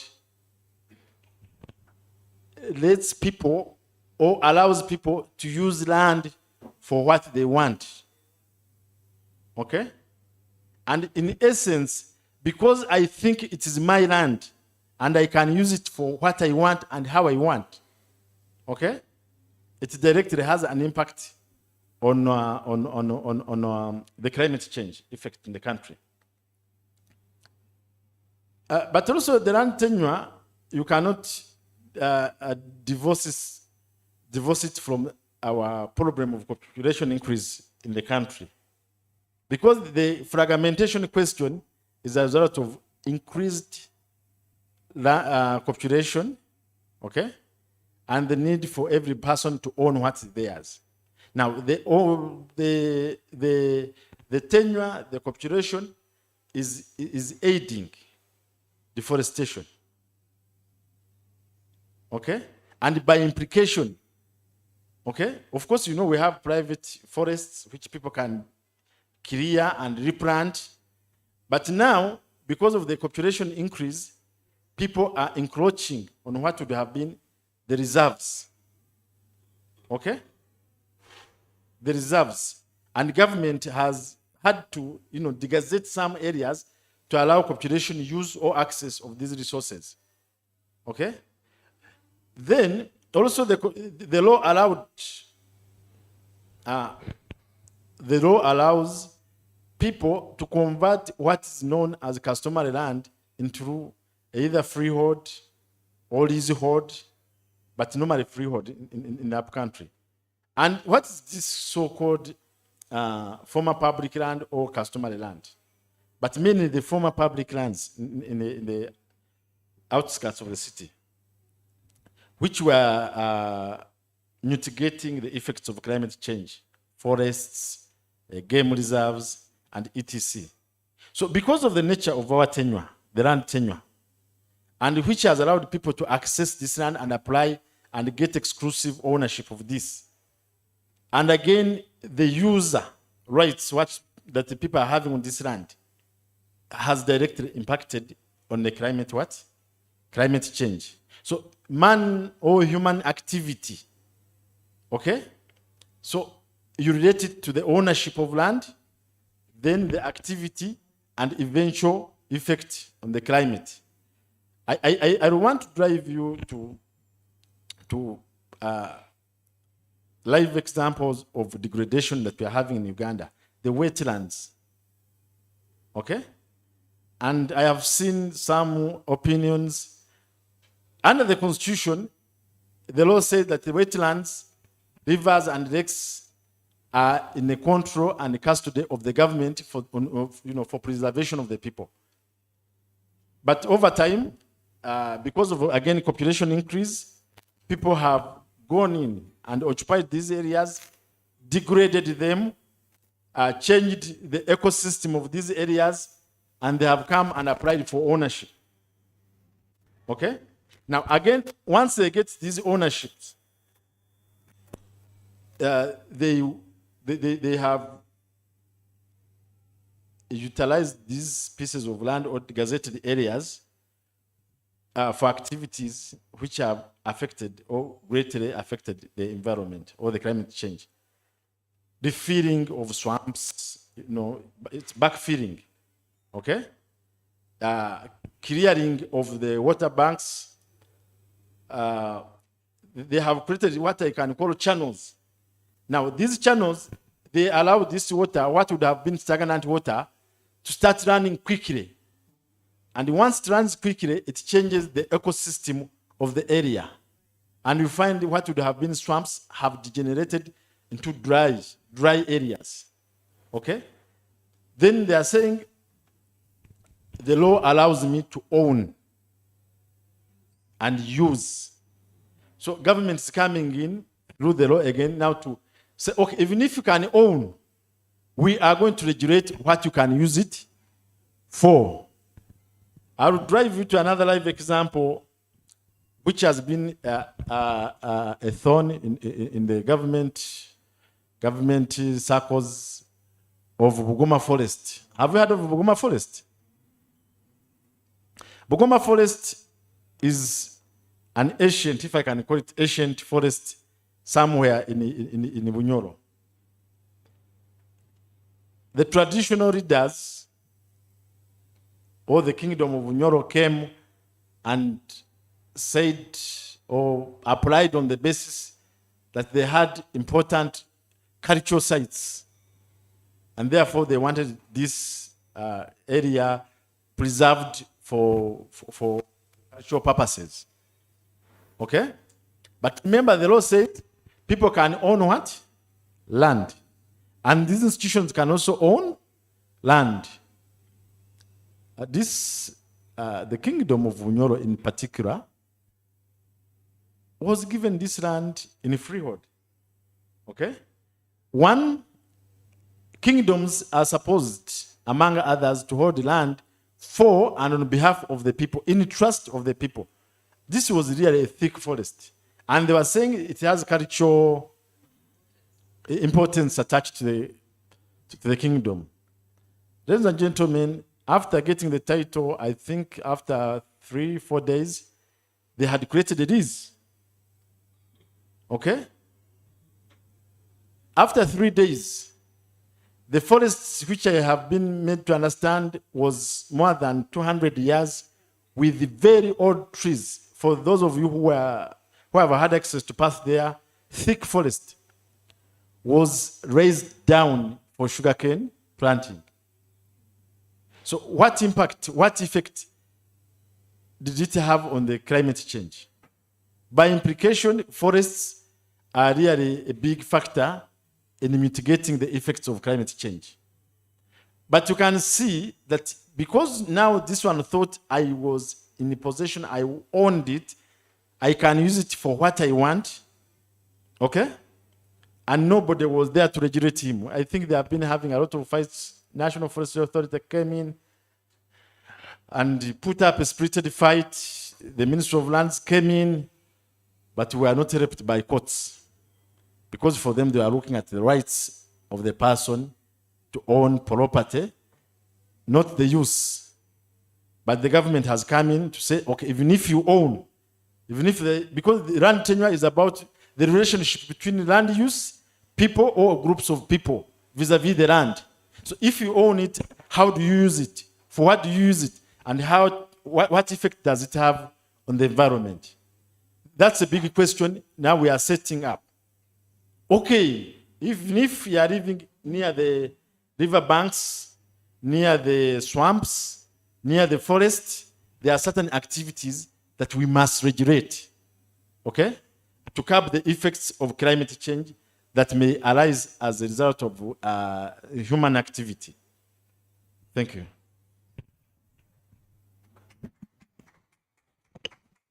Wow, what a way to close our panel discussion. So, questions, comments, reflections? Yes, Jen.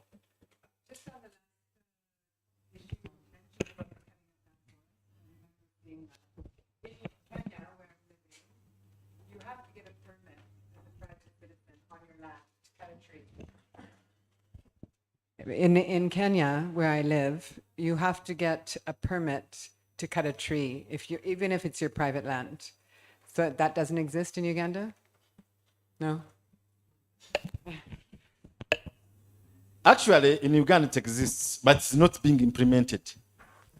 And that forest was cut in contravention of the law, and that's why National Forestry Authority quickly came in to defend, to try and protect that forest. It was cut in violation of the law and rules of natural justice. It was really for other purposes, but not because the law was weak.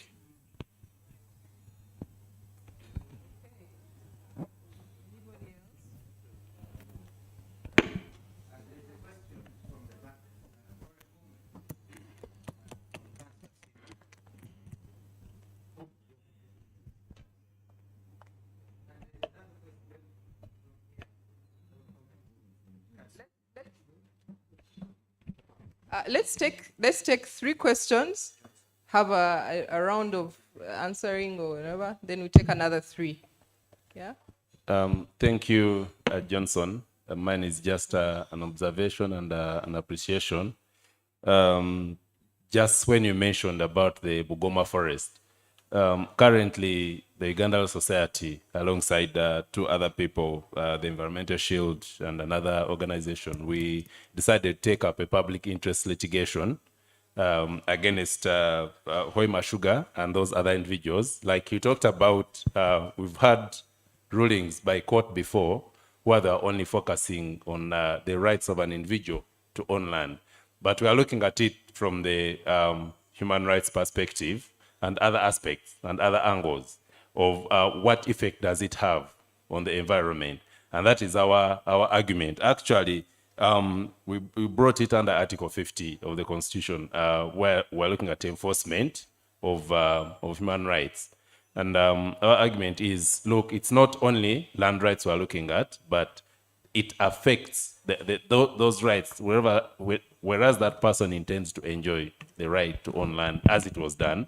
It affects a lot of other rights, especially when you go to the environmental degradation and what happens, the impact it has. So a great presentation there, and thank you very much for the insight.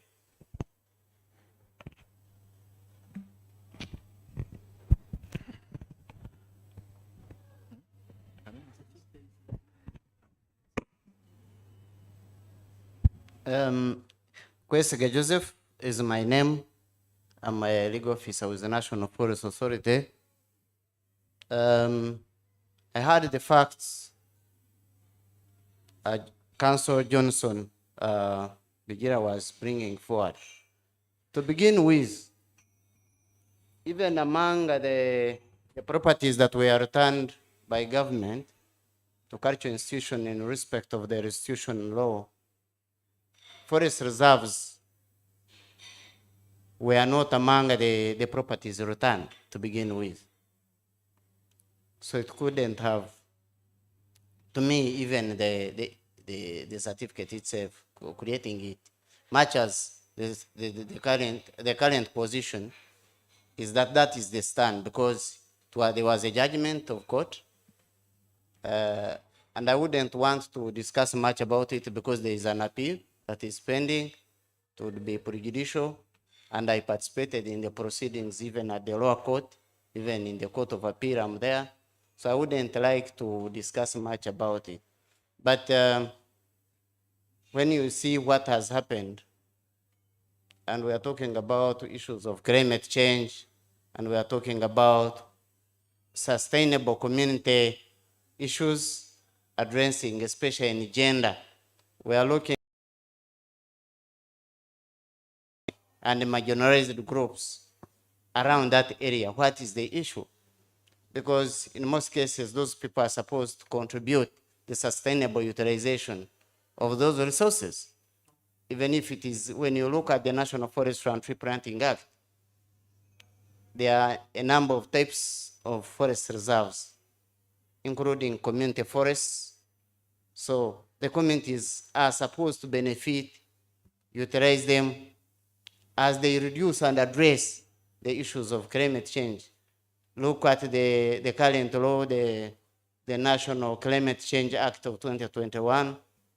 It looks at the United Nations Convention on Climate Change. It addresses those issues of the communities, the vulnerable groups, but the issue of Goma, we can put it aside because it is in court.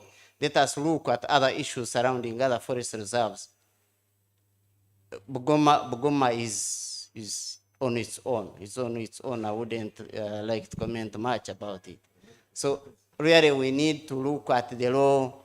What are the policies? I'm sorry, I was supposed to be here yesterday. When we look at other policies and the law regulating the use and sustainable use of forest reserves, you look at, I don't know whether any other presenter was looking at CFM groups. As I was coming here, we are in the review of the CFM groups, looking at communities surrounding the forest reserves. This is what we are handling. To look at the youth, empowerment, the women around the central forest, how do they utilize them? Are they benefiting from these forest reserves? What is the impact? And when you look at the climate change issues, who are the agents? Look at the convention, the Paris Agreement, look at the Kyoto Protocol. They look at the agents of climate change as being human activities. And when you look at the human activities, what causes it? It's because these people are not empowered. Are you creating other sources of livelihood for them to benefit from these forests? So basically, that was my contribution in respect to that issue. Thank you. One more person? Then, you still have your hand up. Okay. Thank you so much, the panelists. Mine is a request. As a way to preserve the environment, we all know that in any case, women suffer the more. I would request SAD, if possible, they could train more women as a community monitoring team on ground to be at least every month to have a report in regard to the climate, be it the forests, be it the swamps, and so on. Thanks so very much.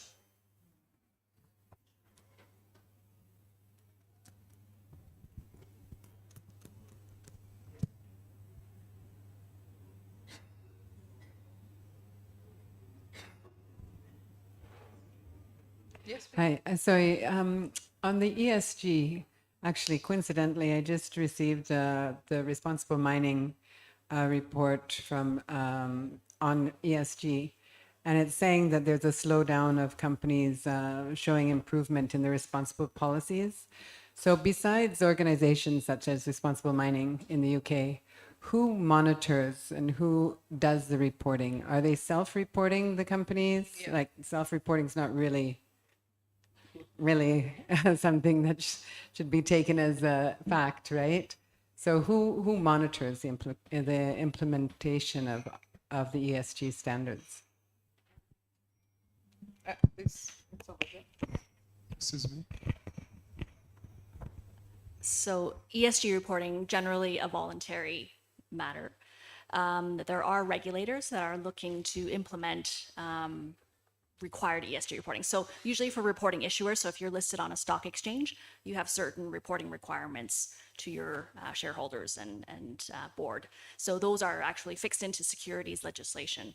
But for companies that aren't listed, these ESG commitments are voluntary.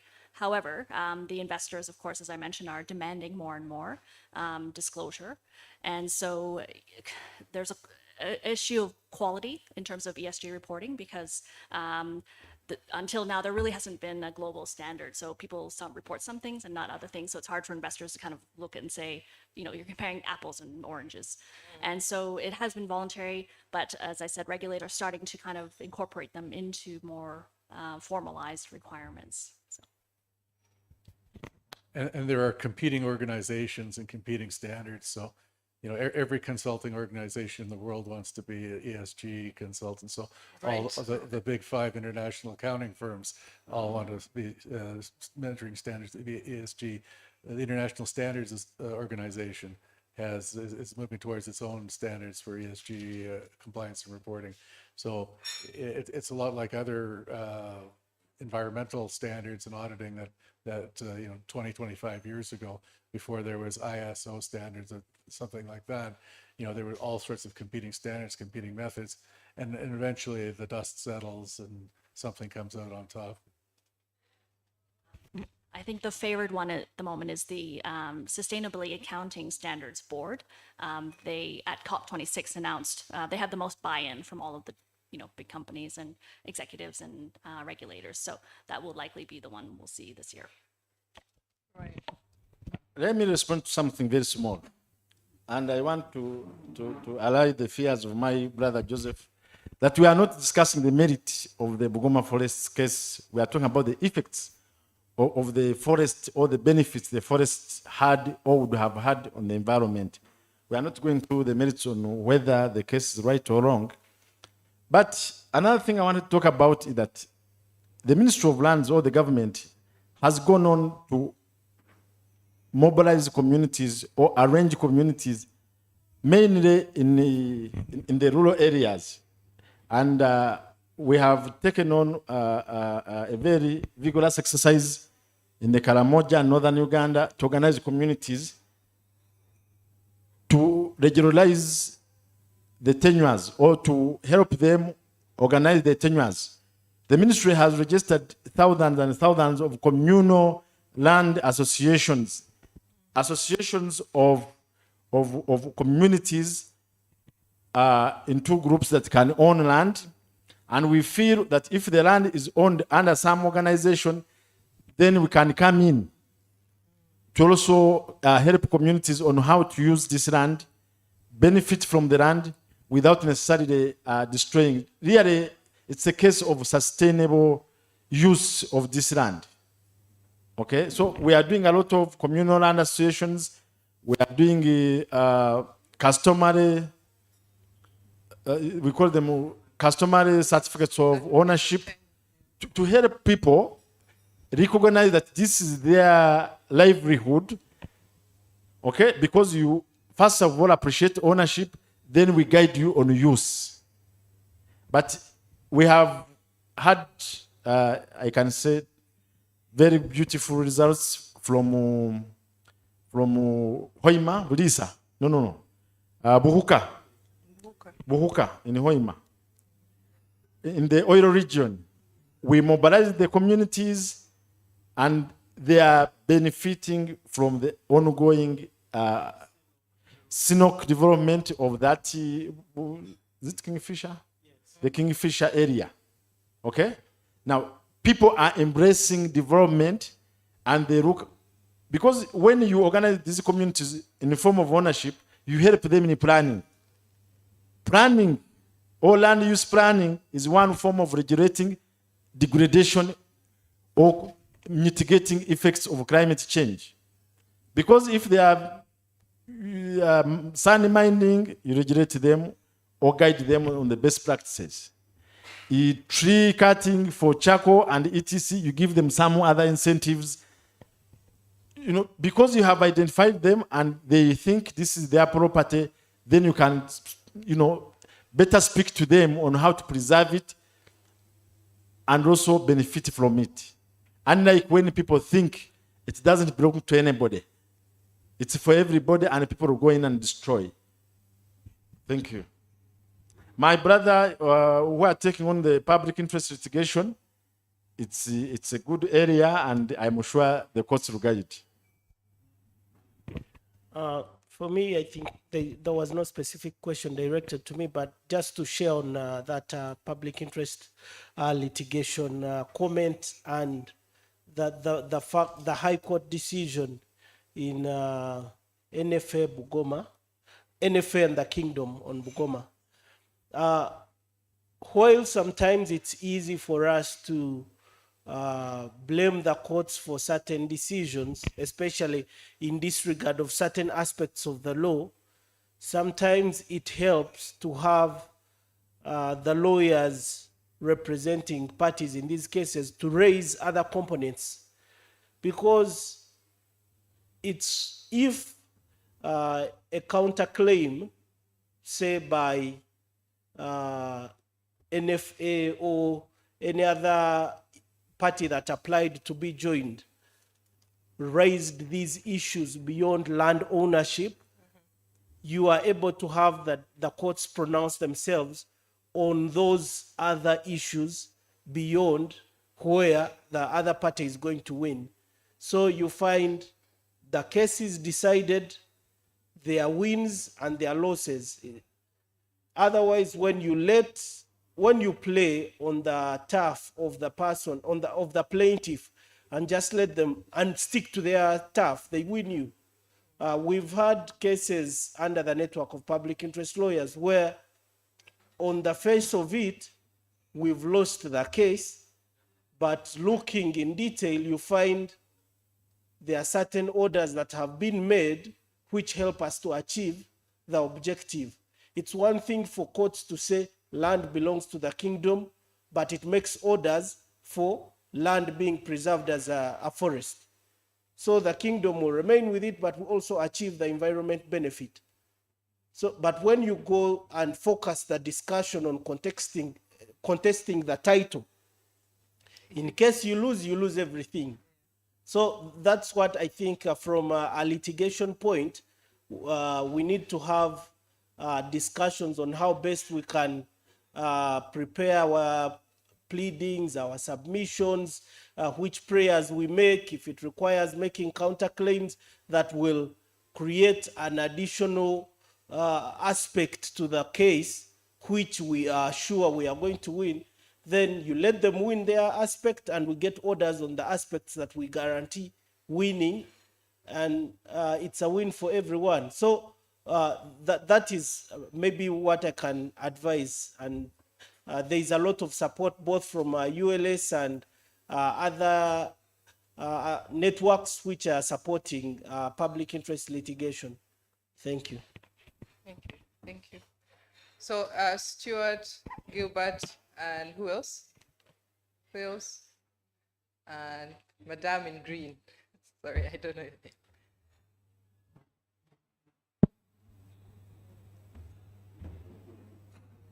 Yeah, my name is Isaac Akuva, and I come from Blissa. Under the Tilenga project, government of Uganda has acquired a big chunk of land where the CPF is going to be constructed. And we are seeing very many trees being destroyed, being cleared for the construction of where the CPF is going to be constructed.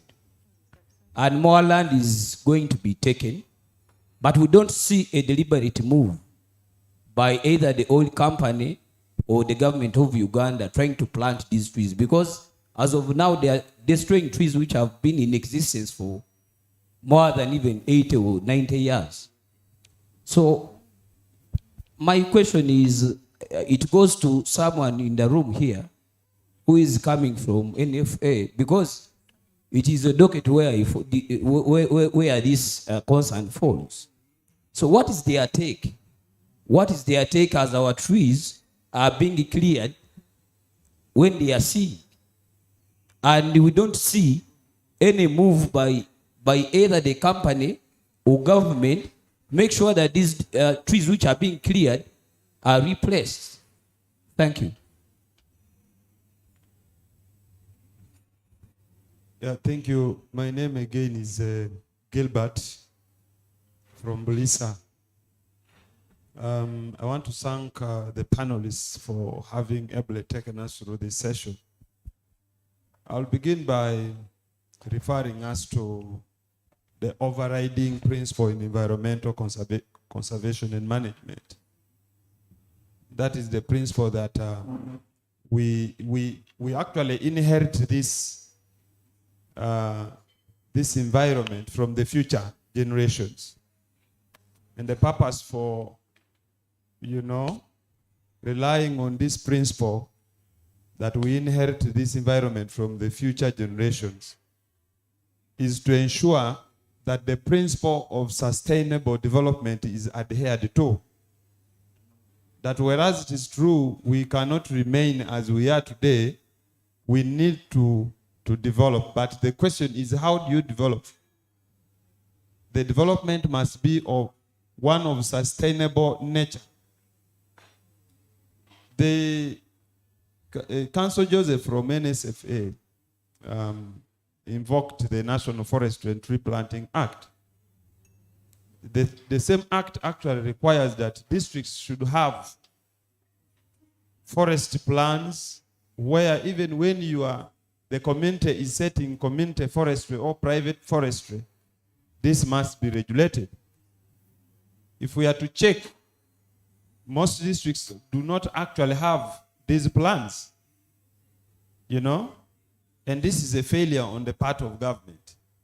And I think this matter, which is in court, which was appealed, one affecting Bugoma Forest, what I must say is that many times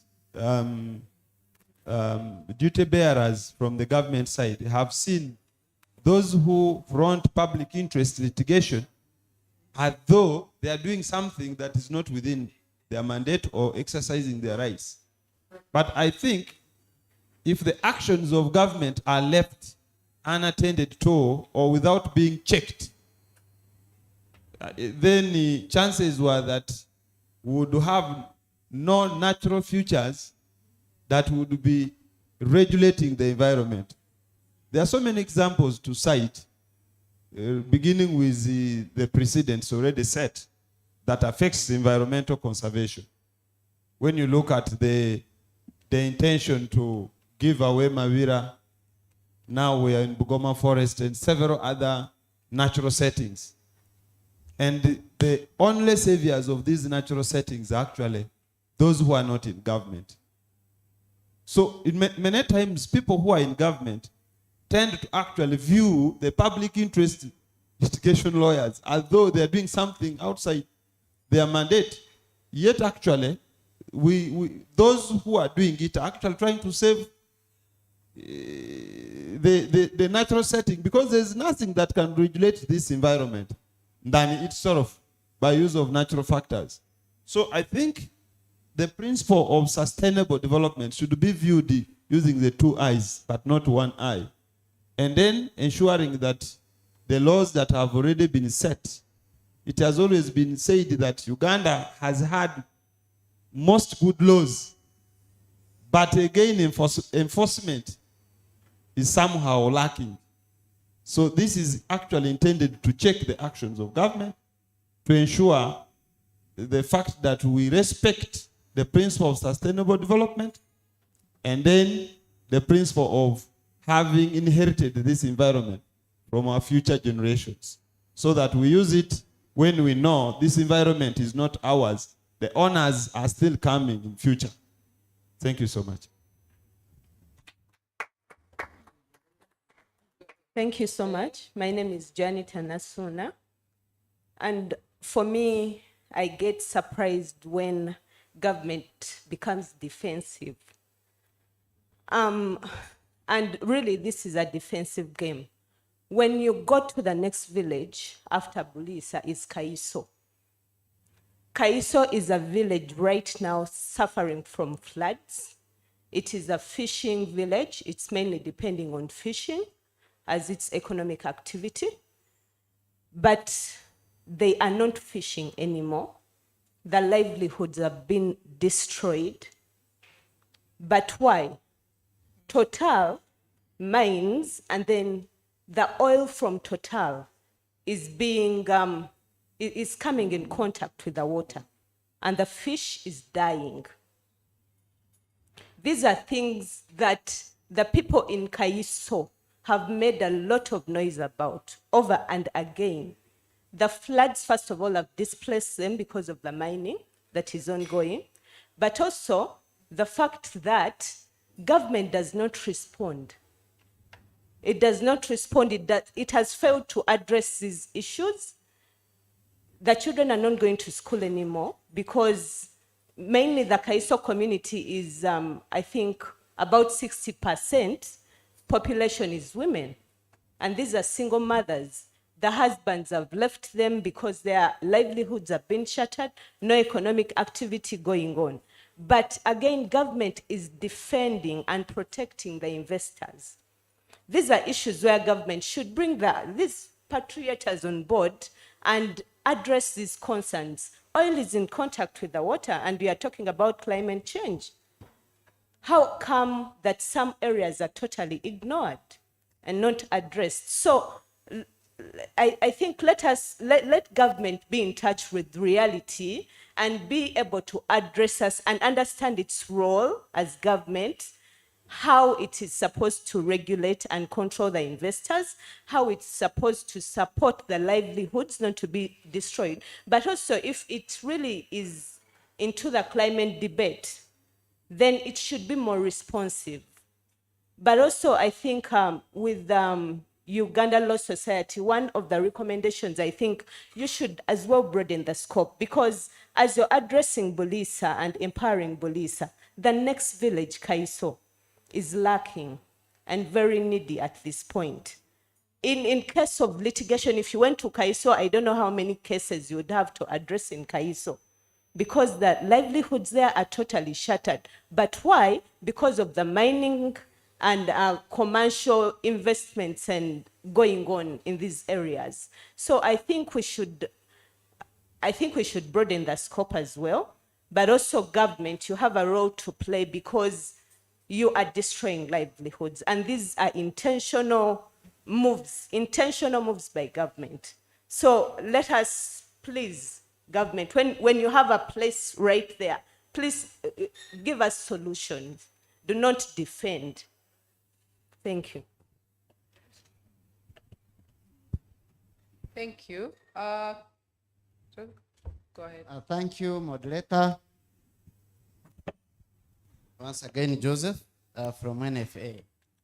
I would want to reply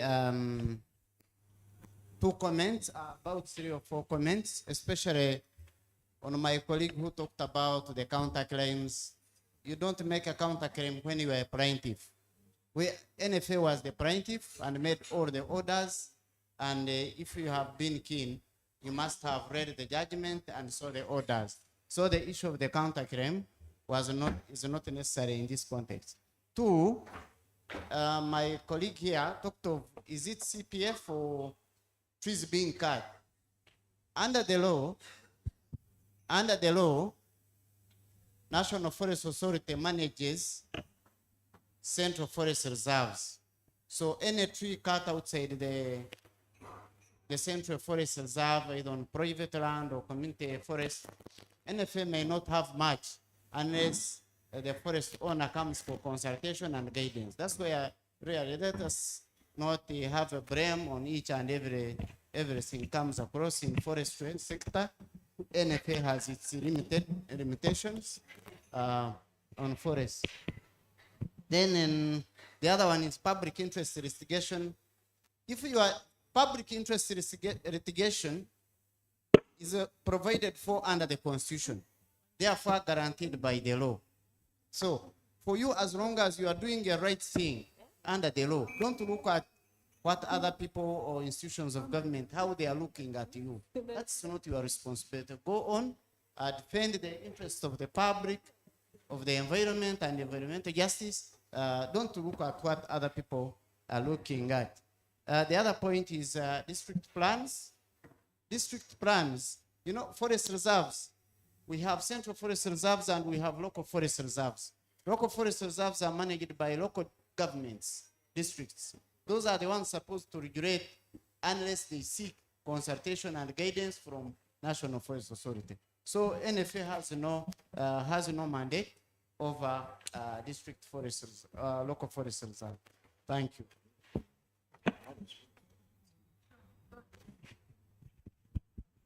Thank you so much, moderator.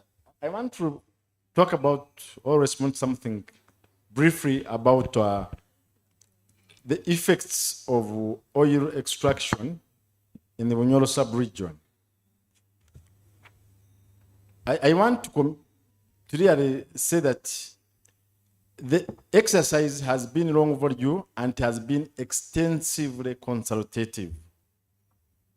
I want to tell you, my sister, we have had a lot of engagements about resettlement plans, environmental impact assessment. I don't speak for Total, I don't speak for Sinuk, I don't speak for anybody, but those companies have been so much committed to environmental and its effects in the extraction of the oil industry. I don't think the raising water levels is as a result of the oil activities taking place. But what I can commit or say that it is work in progress, that in the course of these activities taking place, new issues keep emerging.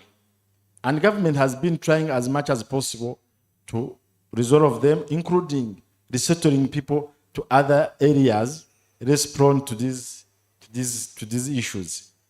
In Bulisa, in where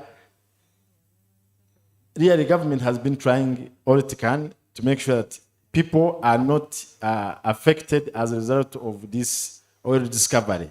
Well, there may be problems will come, but the government looks at the people as the biggest beneficiaries of this activity. Environmental assessment impact was done. Resettlement action plan was, really there's a robust plan which is being implemented. But also other effects keep arising, and I think they address them time and again. Honestly, these companies, I'm not their spokesperson, they have been part of the process to make sure that the people are not affected by the activities. Thank you. Yeah, I also wanted to just add on the issue of what other stakeholders can do. There is always a temptation for us to be on the to want to be on the receiving end and government to be on the end of acting or taking action. In respect to sustainable development, everyone has to do their part if it has to work. If anyone doesn't do their part, no one can succeed, no matter what government puts in place, or no matter how good the policies civil society and policymakers propose.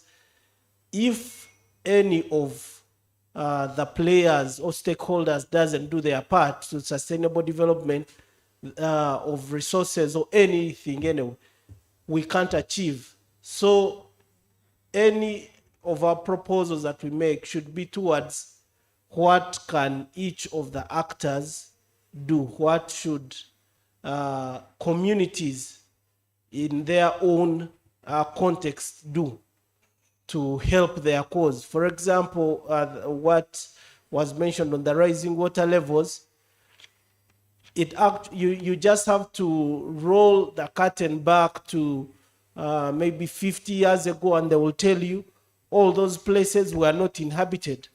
And people have moved in, as John mentioned earlier, people have moved in and occupied places that were previously water bodies or swamps.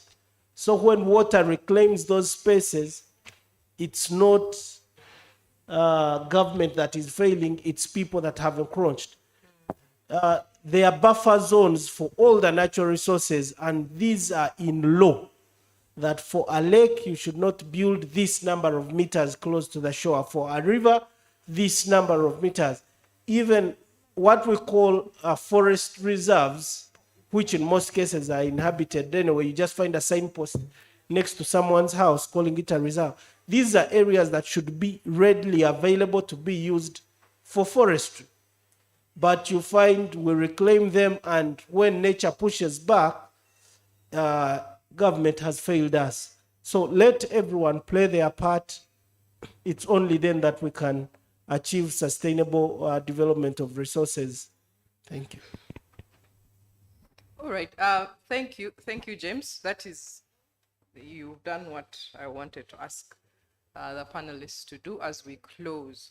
So I'll ask each one of us to share as a parting thought or comment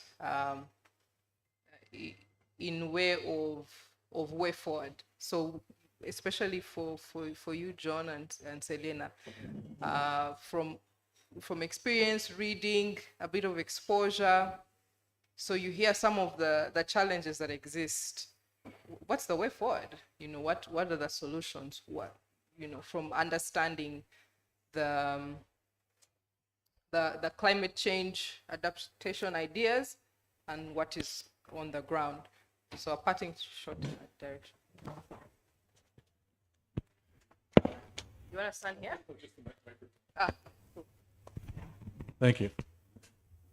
Just a couple of quick thoughts based on the comments and based on what my friend James has to say earlier as well, is you can start by being realistic with the goals for climate change. You know, the emissions in Uganda are so tiny that you could have one large industrial project that could double your whole country's emissions overnight. Right. And then how are you going to deal with your national emissions? How are you going to say we're going to reduce our national emissions, but you have one project? You know, our province. I come from a small province with only 1.4 million people, although it's a large area, 650,000 square kilometers. Your annual emissions are 0.15 million tons. Our emissions are 25 million tons. And we're a low emitting province because most of our power comes from hydroelectricity. So you have to be realistic. You have to, if there are new projects coming online, you're not going to stifle your development, but you're going to require that best practices be used in any new projects so you can minimize development and do it in a responsible way. Your emissions may go up, not down, but you still may be doing a good job in terms of overall contribution to climate change reduction on a per capita basis, if not on a countrywide basis. And in terms of initiatives that you can do at a local level, there are things that can be done. I was in Egypt in September, and I saw that where they pump a lot of water from the Nile River for irrigation, there's incentives or government is providing solar powered pumps to replace diesel or gasoline powered pumps. And it's a change for the farmers. They're used to using all the same kind of pumps that they know how to fix and repair easily. But if you teach them how to operate them and repair them, and if everyone's using the same kind of equipment, it's kind of like going into the countryside here and everyone's got a Toyota. It's because everyone knows how to fix them, and the parts are available everywhere.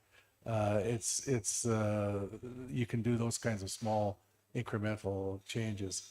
And it really takes work on the ground level to see what can be realistically accomplished. Right, Selena. Thank you, John. I just wanted to speak a little bit to the forestry piece, because the province where I'm from in British Columbia, we have a lot of old rainforests, old growth rainforests, which are important carbon sinks.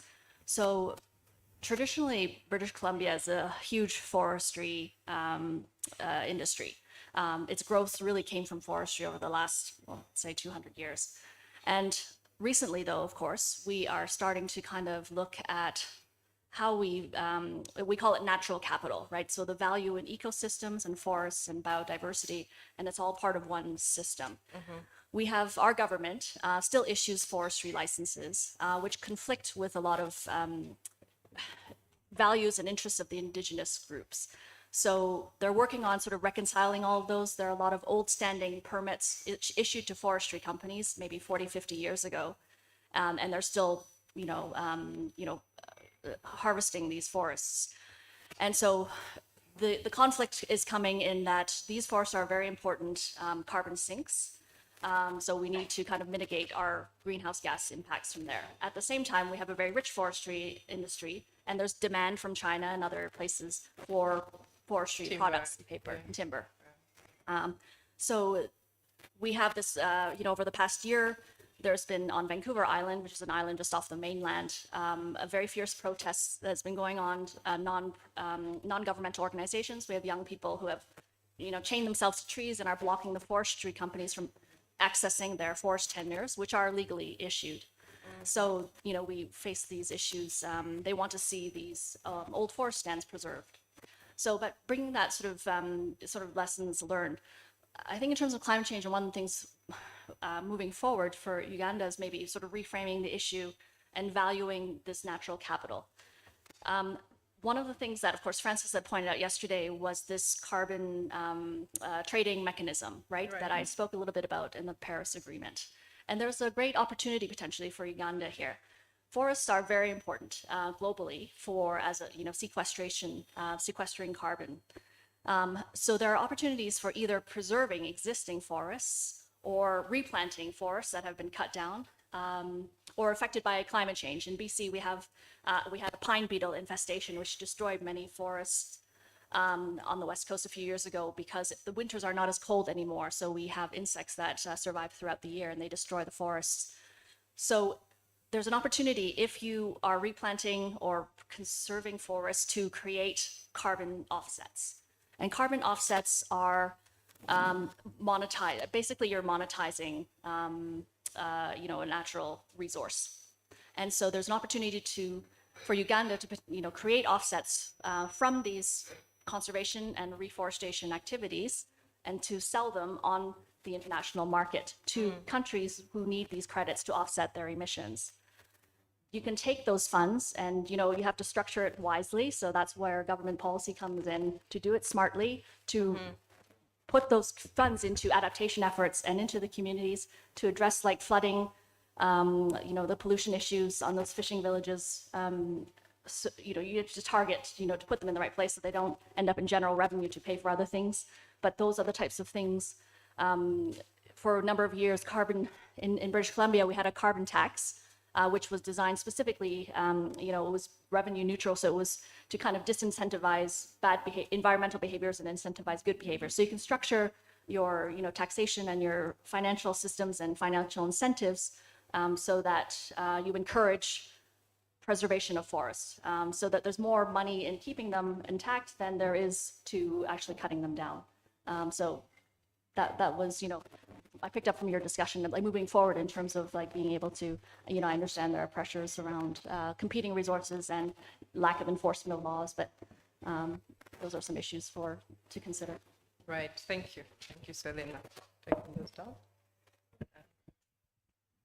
Thank you.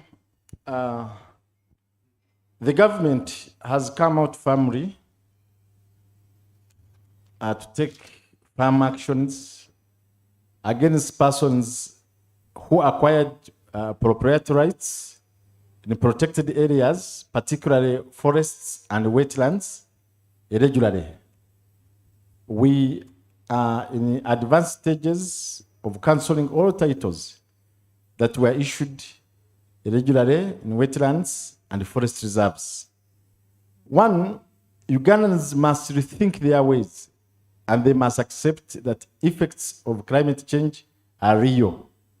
In Uganda, in particular, it is actually as a result of human activity. We are destroying our own environment while seeing it, thinking that it does not concern us. So it is important as a country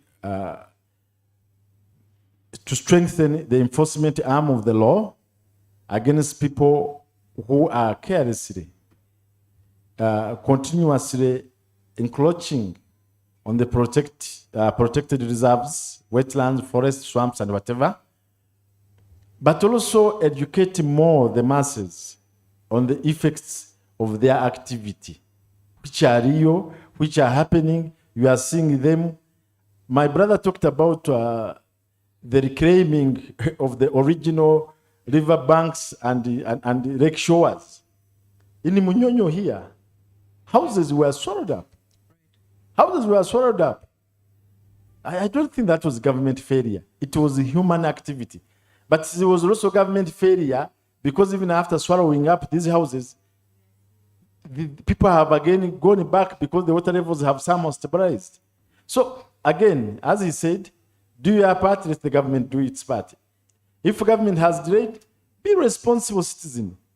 Why would you go and start dumping tons and tons of malam to dry up an area? Then you say, where was government when I was dumping? How about you when you were dumping? What were you thinking? Are you getting? So it is a two-way, as my brother here said. The law is really coming out firmly. We are implementing it, by the way, firmly and strongly. But also, let us start thinking as a people whose survival is largely dependent on how well we preserve this environment.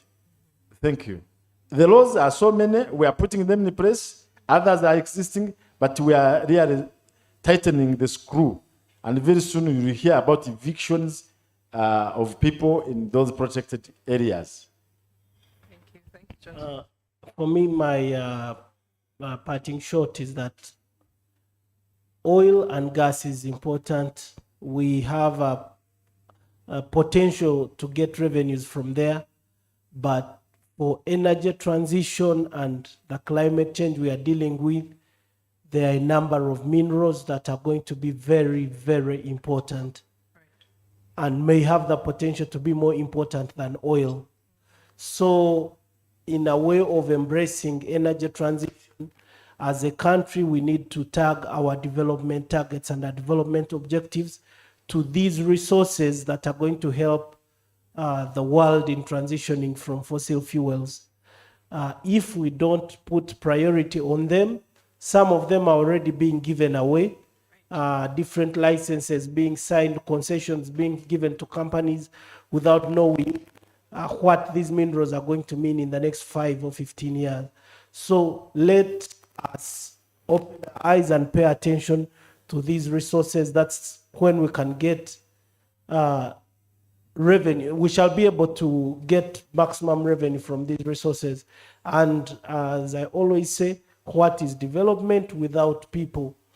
Anything we do as government or private sector, let's make sure that the people who are directly impacted remain better or benefit from those developments, and not just for the corporation to benefit and government to get revenue at the expense of the local people that host these developments. Thank you. Right. Thank you very much, the panelists. I'll close with what I have picked as priority areas for adaptation planning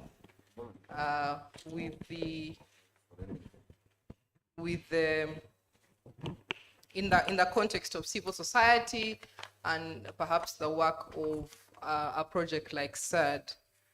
The first one I picked is support to formation of communal land associations, so that there is formalization of customary land ownership, or a better ownership of customary land. This will have a ripple effect. So civil society projects like SAD, that's an area that you could put some focus on. The other one I picked is advocacy for ESG reporting to perhaps be included in regulations that are related to the Climate Change Act. I think if there is some advocacy around that, that would be a positive contribution. Especially as the mining industry is growing, and we are likely to see more medium and large scale companies coming in. The other one is support to creation of women-led environment monitoring teams. That also, for me, I think Rose raised it. Where else did I hear it? But the issue of women leading environmental stewardship. The other one is around climate finance management and working together with government to focus climate finance towards contextually based incentives. And I think the last one is what I picked from James's parting shot around critical minerals maximization. So we are moving towards energy transition, and that means electrical cars in, fossil fuel cars out, at least for the global north in the near future. That means minerals like cobalt, minerals like lithium will become more important. But how is our government, how are our people even approaching these critical minerals? All right, we've been up here a long time. I want to thank you, John, Selena, Johnson, and James, for your time, your contributions, and thank you all for being a good audience. Thank you very much.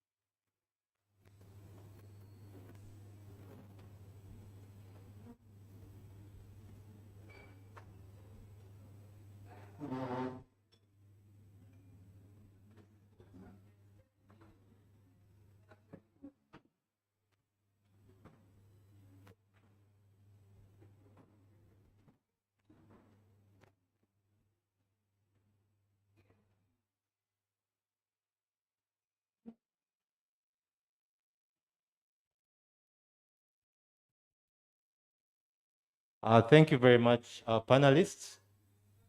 Gabi, we're waiting for Gabi to tell us how we are standing both administratively.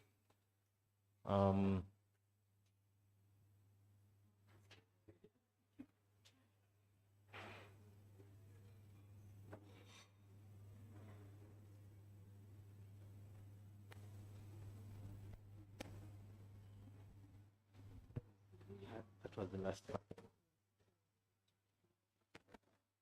Workout groups.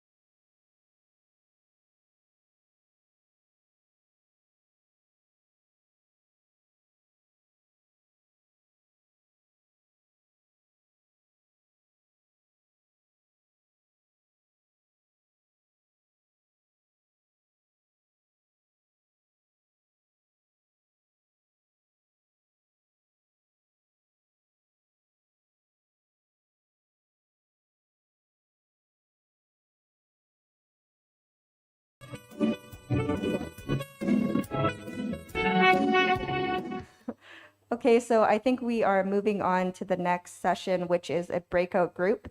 And because we didn't have breakout groups last session yesterday, we'll have to make some new ones.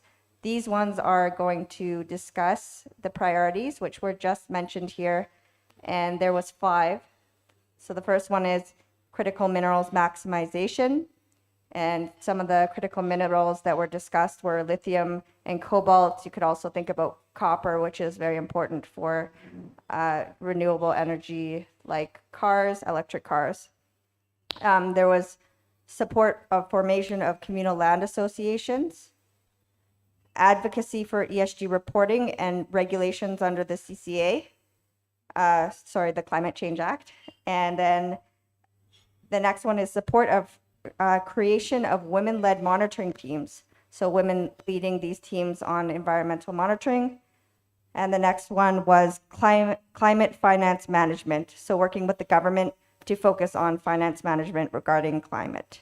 So I'll break you up into 5 groups now and assign you one of these to discuss, and then we'll reconvene and talk about what we've come up with in the breakout groups. But I think these breakout groups, what we'd like you to focus on is how CERD could also contribute to these initiatives or these priorities.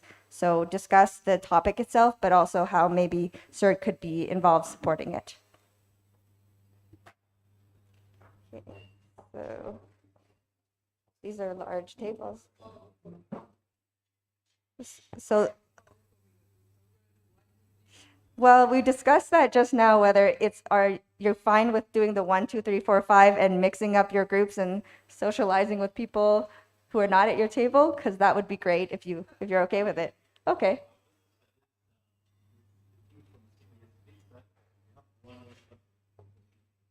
Okay, and then we'll leave out the CBA and assign them to tables to listen to the conversation. Great. Okay, I'll start here then.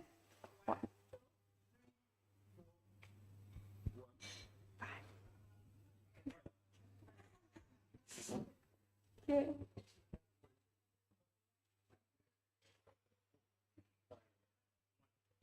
Okay, 2. And then 5. 2. Are you? 3? Okay. Here. And then 4. 4. 5. 1, 2, 3. 4.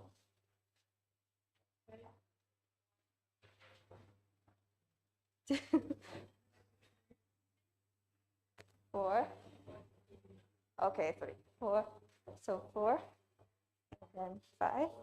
Okay, so if you could arrange yourselves in tables with your counterpart numbers, and then Selena will join one table, as well as Jennifer, as well as John and myself. And so please sit in your group so that I can come around and identify each singular group and give, yeah, and then I can remind you of your topic.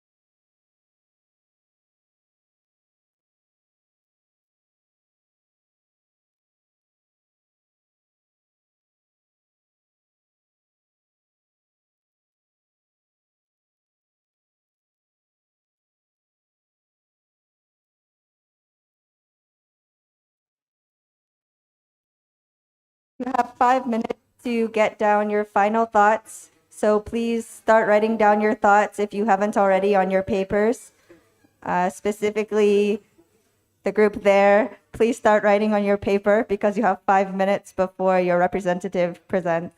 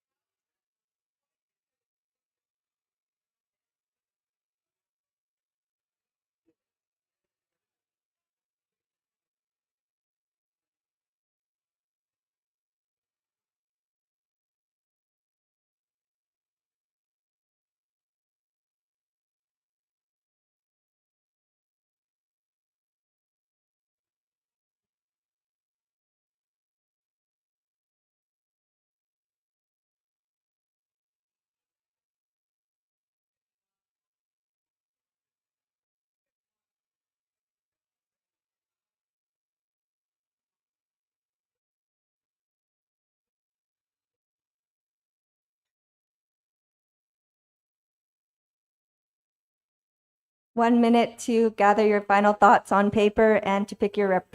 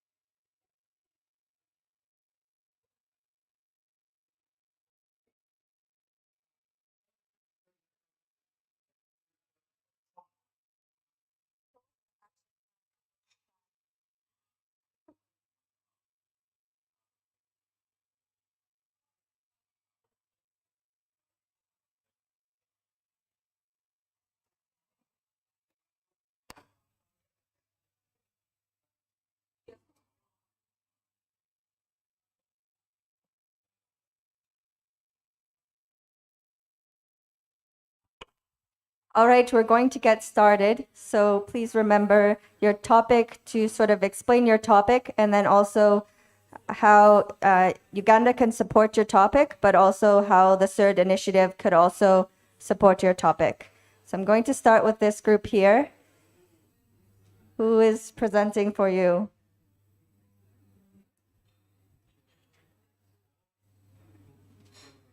Come to consensus. Okay, so you'll be the presenter? Yeah.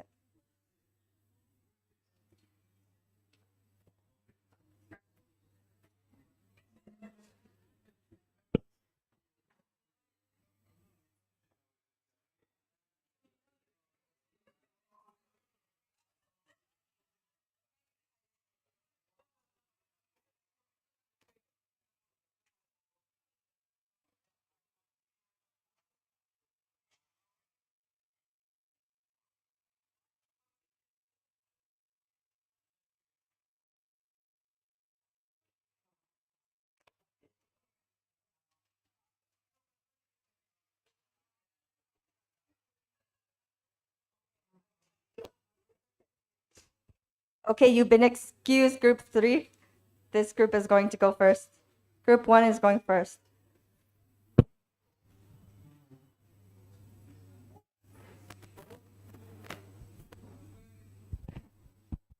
Hello, everyone. Hello, group 1 is presenting. My name is Rose. Because of gender issue, I'm going to discuss the first part. Then I'll let my colleague discuss the rest of the work. We had to discuss the critical minerals in Uganda. We managed to come with 4 of them. Number 1 was cobalt, copper, lithium, graphite, and also coltan. For your information, we went ahead and looked at where these minerals could be found in Uganda. We managed to see majorly in the central region, that's Mubende stroke Kasanda.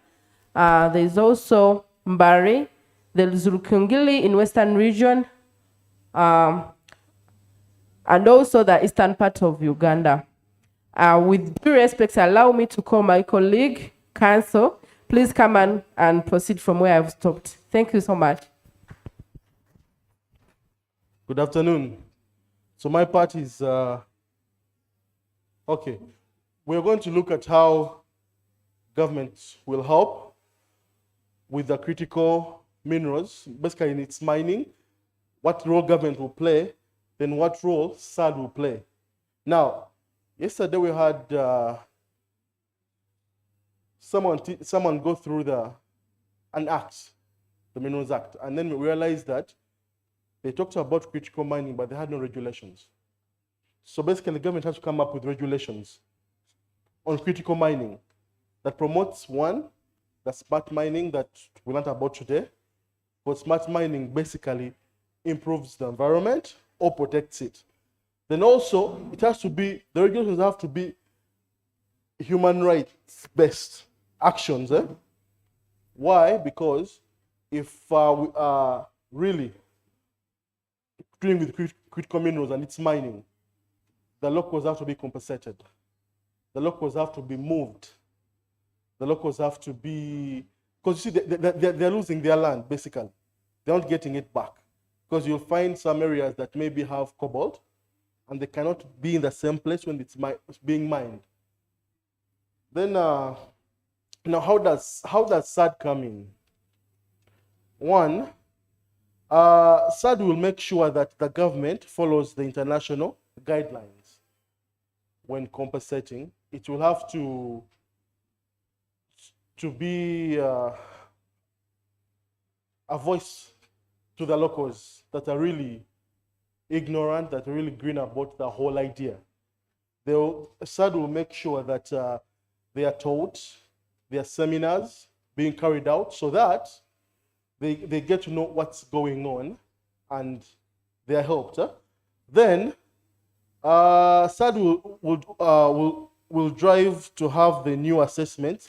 Now, I just realized that the last time government really made an assessment on crops, on all, like when they're trying to pay back, was 2019. So this is unfair because the economy has changed.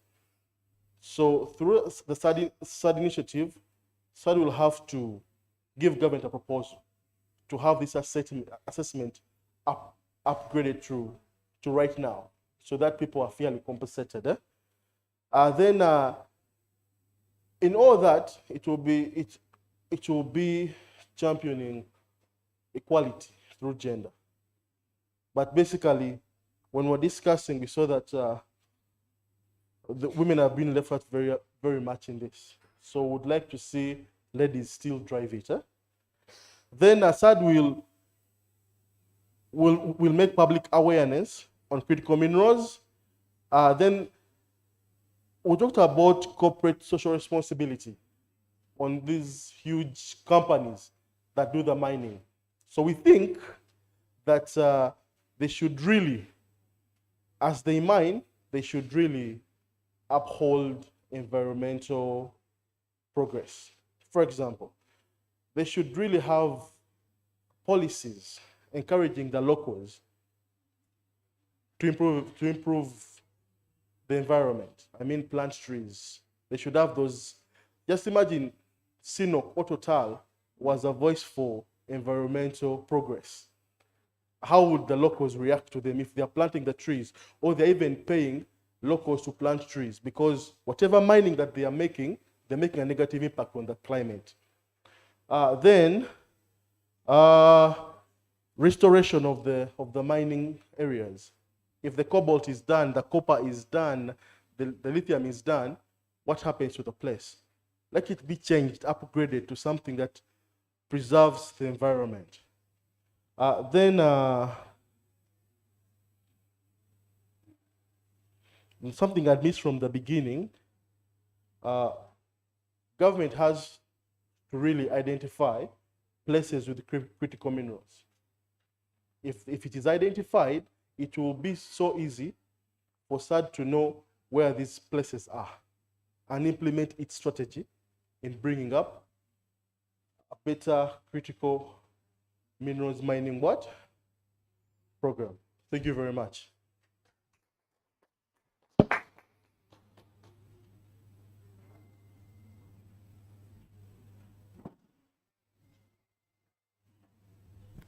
Thank you. So does anyone have any questions or comments on the critical minerals piece? I know a big part of what I heard as well is having a geological survey which can find where those critical minerals are in the country, which is quite a big undertaking. It also depends on accumulation of public geoscience knowledge and having a strong institution for collecting and publishing that geoscience knowledge. So perhaps that's another area where CERT could look into it. And usually those geological surveys are tied into different pieces of legislation and law. So unfortunately, everything is a semi-legal issue.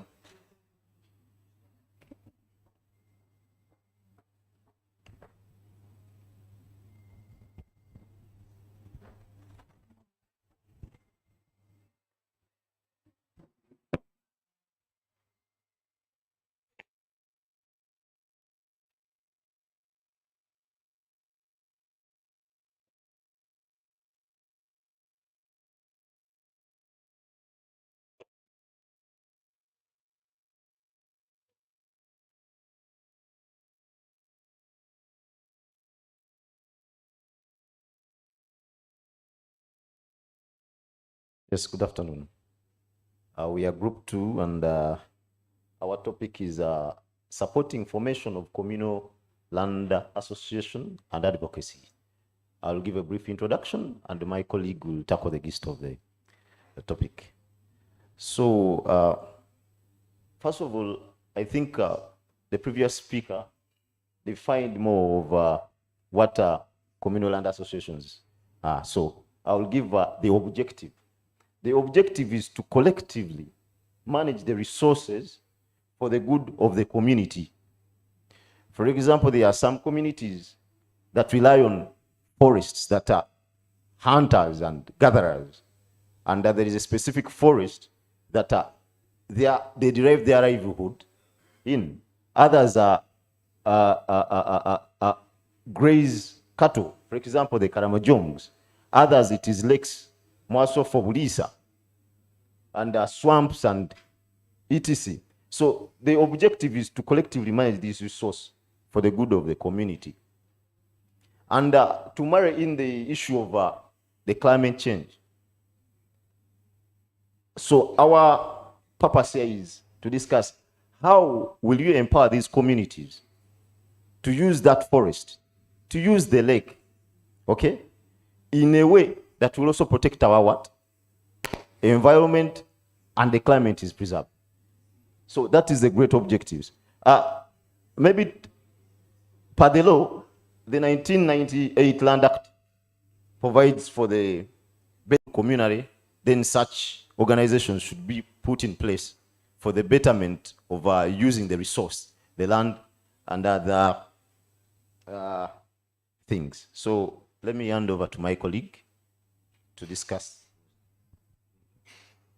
Good afternoon, everyone. Good afternoon.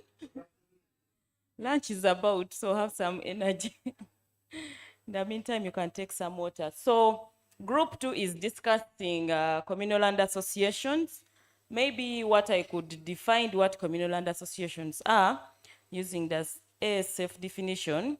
It defined a communal land association as a group of people registered into a legal entity which sustainably holds, uses, and manages common land to improve the welfare of the community. So for me, I was using it in terms of our project, which deals with extractive areas in Bulisa, Hoima. In those areas, we are looking at a community which is vulnerable, has resources, has land, which it has to protect. And then our question is like, how do we support these communities so that they can be able to protect their land, to protect their resources, to protect their heritage, to protect their culture and norms. So that's why our Land Act brings in the communal land association to protect such issues. But then they need to be supported because most of these communities are vulnerable, they don't have funds. So one of the issue is that they are not aware that actually these community land associations do not exist. So one of our work is to advocate for community land associations, both at national level, both at community level, and also stakeholder engagements. Advocacy is important. And then we also looked at sensitization of the communities about community land associations because they are not aware. You and I know that the Land Act, we do not even have it even in our local languages. And most of our communities do not understand English. We have our local languages, we do not speak English. But if we can break it down to the level of the community, that they are already, there is an act that provides for communal land associations that can protect your resources, then they can come to that level of understanding. Another thing is to motivate them to protect their norms and resources.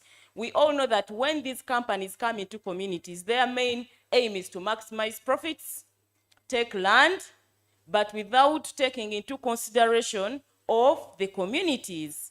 So if we empower them, because if you are there and you've never touched 5 million shillings in your hands, and someone is giving you 5 million shillings, and sometimes it's not worth the value of your land, you might take it without considering the aspect that you have a wife, you have children, you have land, you have norms, you have heritage to protect, which is much more bigger than the 5 million shillings. So if we can tell them that these norms, you need to protect them. And if you're unable to protect, we know the government has the power to take it. But are you adequately compensated for that which is taking or which is being taken by the company? So we need to motivate the communities. Next is we need to fund these communal land associations because they need to form the constitution. The last time we were in Bulisa, the first time we went to Bulisa under SAD, these ladies were asking, but what is a constitution? Even we could not even break it. What is it? What is it? How does it look like? But due to empowerment, some have formed some of these associations. So if we can empower them and we fund the little money, because some women groups come and we just need, if we can have a lawyer to draft this constitution, and then we put in some little money so that they can go on with their activities. Next, we have to put in as much as they are formulating their constitution, we have to have the legal aspect of protection of women, vulnerable groups, and the disabled. It has to be within the 9 members that lead the committee, because the Land Act provides for 9 members. But are the disabled represented on the committee? Are the women represented on the committee? You know, are the cultural leaders part of the committee? So these are the things we need to look at while we are drafting the constitution. Then we need to encourage good governance and protection. Because if we don't encourage good governance and protection to be inculcated in that constitution, we shall not be achieving anything. When we talk about good governance and constitution, it comes with protecting the norms. It comes with considering in so many aspects of culture, tribe, norms, women, girls, you know, all those issues. So we need to encourage them while formulating the constitution. So I think those are the few things that we discussed. Thank you so much. Another point which I wanted to mention about is legitimizing. We need to legitimize the local mechanism to mediate disputes, because this is something that comes with land. It comes with the people who are aggrieved. It comes with people who want to take. So if you want to take and then you want to compensate, this committee has to be empowered to manage disputes at that level. We had Judith talking about, Reverend, talking about managing a dispute where a woman was being chased out of her land. So if Reverend was not empowered at that level to manage a dispute and is part of the member, maybe that woman would have lost the land. But since Reverend was empowered to manage a dispute at that level, the case was closed. So thank you so much.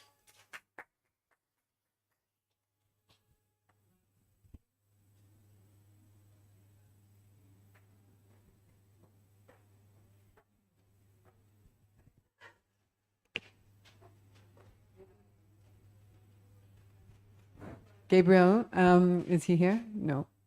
Okay, maybe James can help me.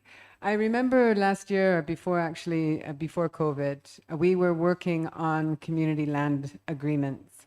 It was recommended also by our young lawyers that had spent some time in Bulisa and said, this is really what we should be doing, is organizing the communities to get together and put together these CLAs. And so we had, we talked about it, and then it came down to a really silly administrative issue, I think, where the forms to apply for that community land agreement were not available at the land board office or whatever in the district. So I don't know, James, if you have information about that, but it was something administrative that these people couldn't form community land agreements, or they were I thought they were called CCAs or CCO. Community, do you remember? Certificate of yeah, CCOs to protect the people. And then those CCOs weren't available in Bulisa.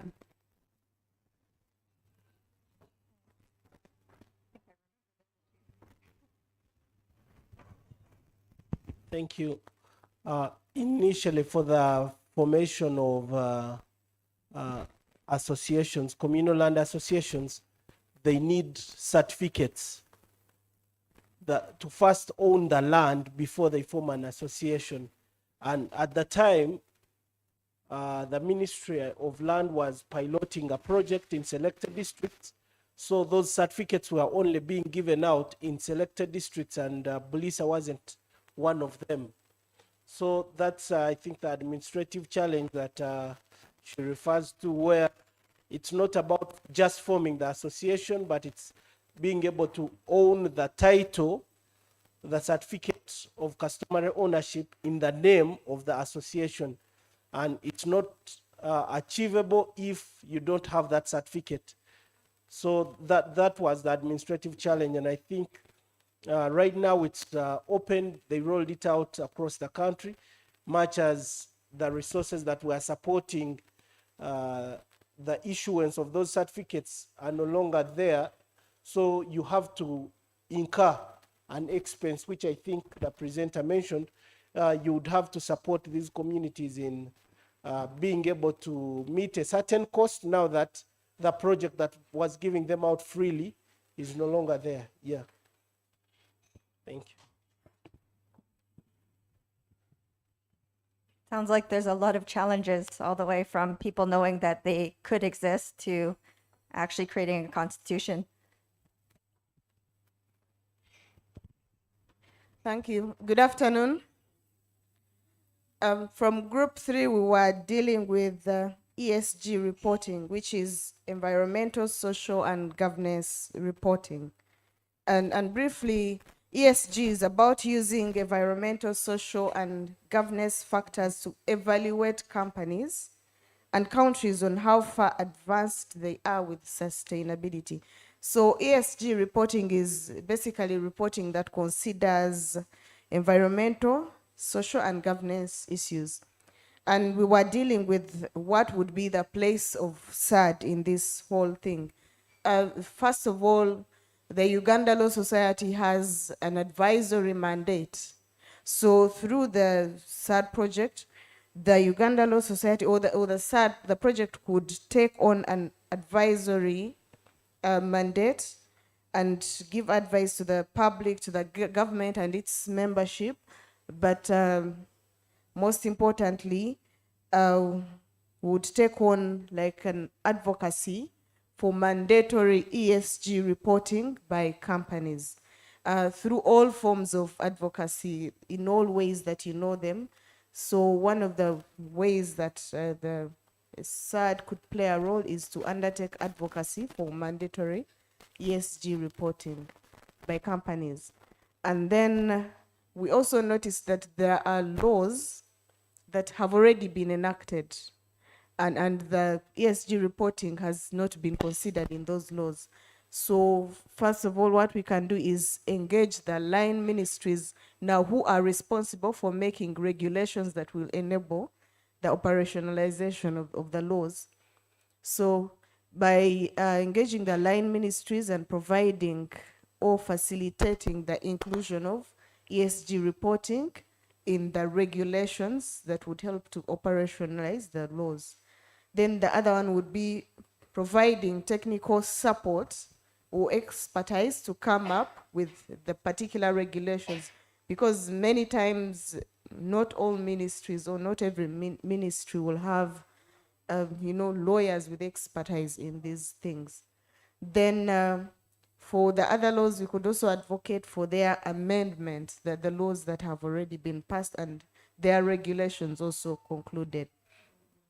Then the other thing would be to take on awareness creation, to take on awareness creation of, first of all, the mining communities, the mining companies, artisanal companies, and policy makers.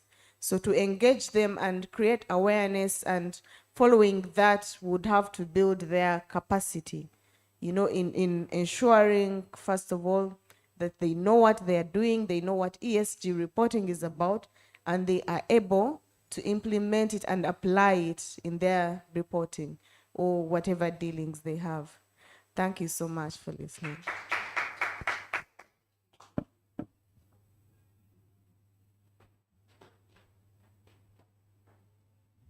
Does anyone have anything to add about ESG? It's a big topic.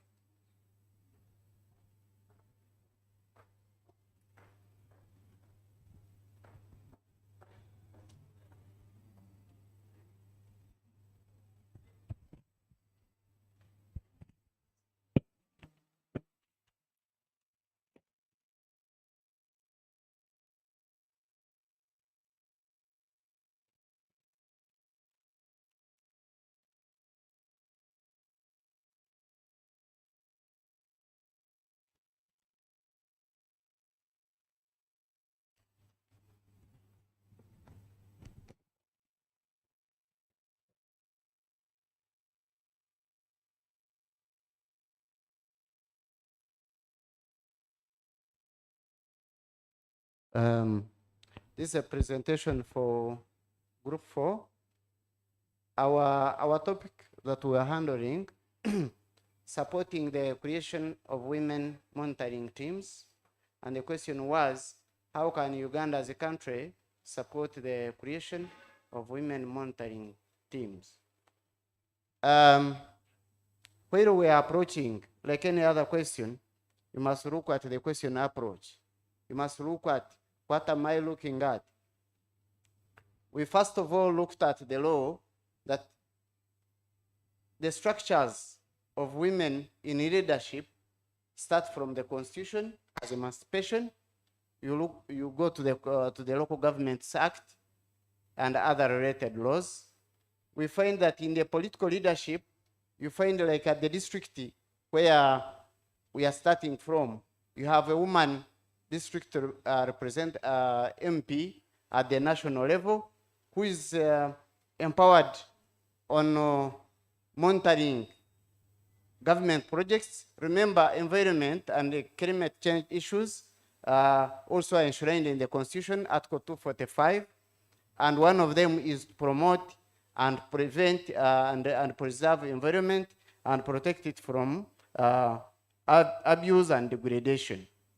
We looked at there are committees already existing, like the NEMA has a committee that is gender sensitive on environmental issues, especially on local issues. We looked at encouraging the community at the community level to participate in environmental issues. When you look, like there are groups like mother unions, SACCO, all those, if they are encouraged and sensitized, they can be part of preventing climate change issues, especially when we are looking at the international and the National Climate Change Act. The agents of climate change are human beings. We look at that the climate change issues are caused by a human being, and it's the human being who can protect it and preserve it. But how do you do that? You have to go on, empower this person, and in this case, our question is restricting us on women. The role of women is very important. When you look at the, in this case, we shall look at the rural woman. The woman in Kampala, in the urban area, may not have much. He wakes up in the morning, goes to office, and goes back to. But we are looking at this woman who is in the rural area, is the one who cultivates. When there is climate change, it is the rural woman who is affected. There is no water, has to run 10 kilometers to go and look for water, wakes up in the morning, cultivates the land, and is the person you are telling. Is the one to look for firewood. Is even some communities, they are the ones that build houses. So we are looking at the issue of encouraging them to know, how can I prevent climate change? How can I prevent forest degradation? How can I look at soil conservation? How can I look at the issues like agroforestry? I was telling people, like at NFA, under the law, we have what we call collaborative forest management, which is provided for under the law. What we have done, like I told you in the morning before I came here, we are looking at the policy, we are reviewing the policy on CFM groups, is that we make sure that on those groups, we are they are women.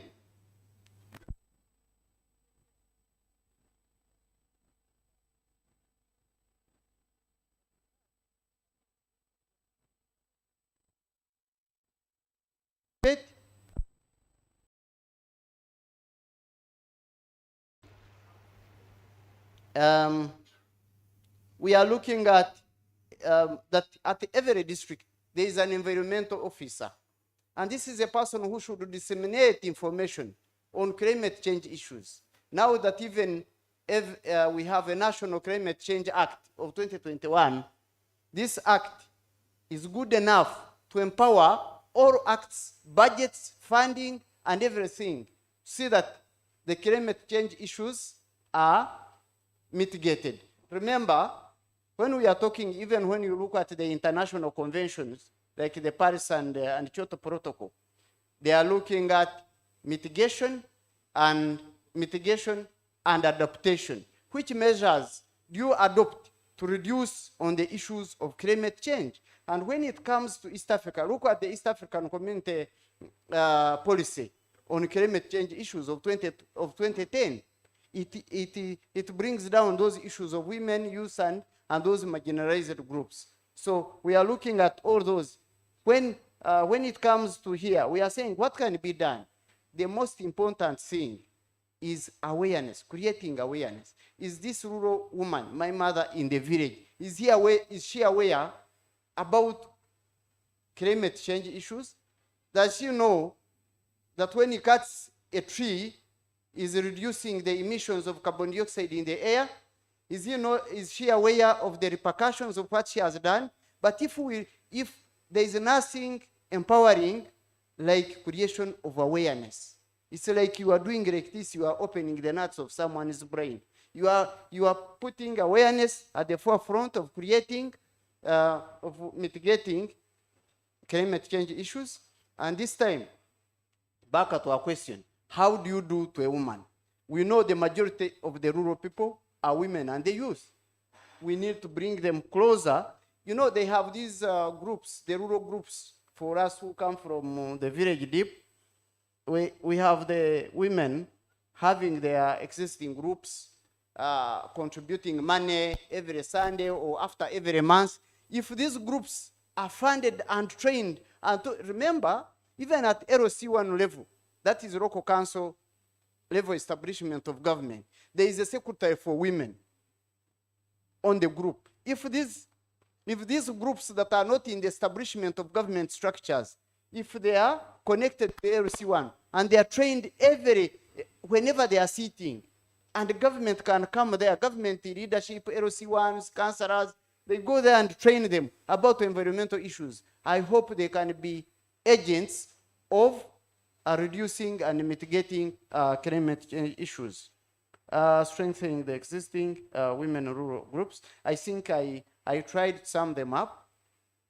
In summary, when you create awareness, when you fund a woman, when you create awareness, for emphasis, when you create awareness and you fund a woman, can always be an agent of reducing climate change issues. I thank you so much.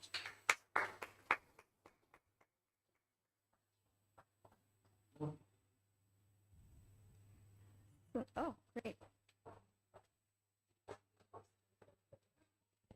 Thank you so much, Bwana Presenter, by the name of Councillor Joseph.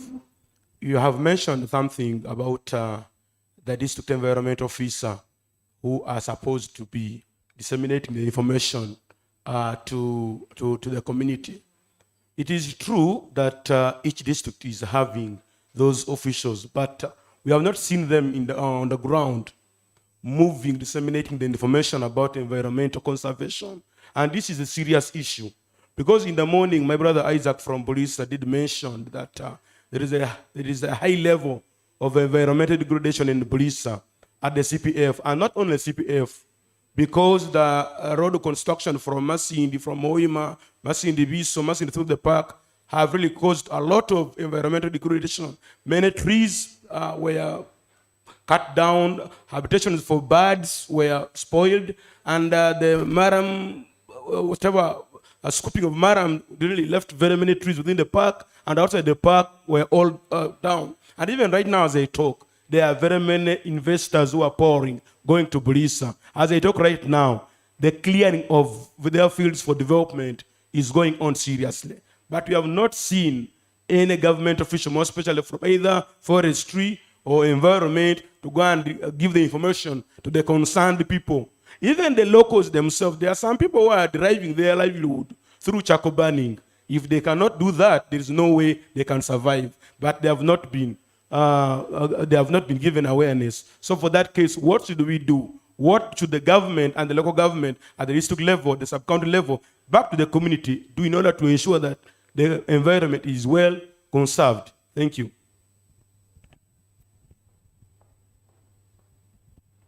So maybe that's something CERD could help with in terms of raising awareness at the local level and the environmental officer. Another really interesting thing that this group talked about was a dual burden for women and hoping to avoid that. So if you create a monitoring team of women in the village, let's say, and they have the job now to, they have the knowledge base and the job now to look out for changes to the environment or impacts to the environment. But meanwhile, they're collecting the firewood, they're walking to get the water, which is maybe now farther away. They have to cultivate the crops. Maybe they have to build a house, it sounds, as well. So how do you not give them an extra burden by empowering them to be part of this monitoring team, even though it's clear that they have the knowledge base and are also the ones looking at the land? So I think maybe that's something as well this group could look at.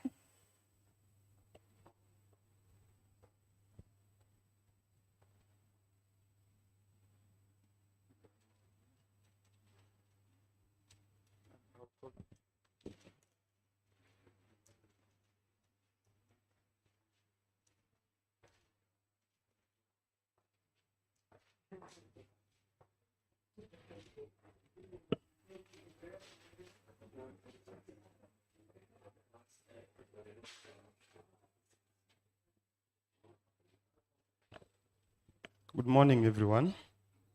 My name is Gilbert from Blissa. We're looking at climate finance management, but also the gender aspect in respect to climate finance management. And again, we looked at what SAD can do in relation to interventions that can affect the climate change. So we focused on three things. We broke this into three: the climate finance management, the areas it can tackle. The first being the component of prevention, because if you were to look at how best you can, regulate the aspects or the impacts of climate change, you should look at prevention. So we proposed prevention in line with the provisions of the National Climate Change Act 2011.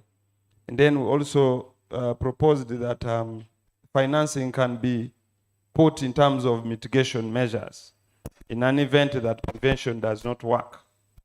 And then the third one was looking at remedy, which is actual adaptation. Now, the examples we came up with is that there's need to train people or communities to undertake health or environmental good practices. Alternatively, looking at energy sources. So you realize that everybody here has almost talked about creation of awareness, ABCD. So when you look at the Act actually imposes roles on different stakeholders. But the question is whether these stakeholders are aware of their roles, this being a new Act. So we're proposing that SAD as a project can as well look at, creating awareness. But most importantly, when you look at the National Climate Change Act and you relate it with the National Environment Act of 2019, particularly Section 27 of the National Environment Act, it creates the District Environmental and Natural Resources Committee.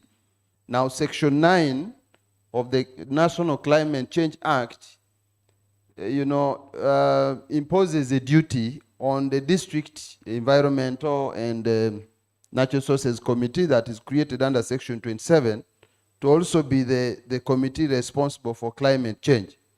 And therefore, we are looking at whether, number one, these committees are in existence, and if they are not there in those districts, especially the host districts, for projects such as oil, there is need to put them in place, but also not only putting them in place, there is need to train them on their roles, and then they will be good to control the impacts of climate change. The Act proposed that there must be establishment of the district environmental and climate change action plans. And coming up with these plans, it is actually a consultative process, too procedural. Sometimes some districts or even sub-counties might be lacking these plans in place. And we have repeatedly said that this is a new act which has come out with the proposal to have the climate change plans. There is need to facilitate the process of coming up with both the national and the district climate change action plans. So facilitating that process, which is consultative, SAD can intervene in this area, which is which has cost implications.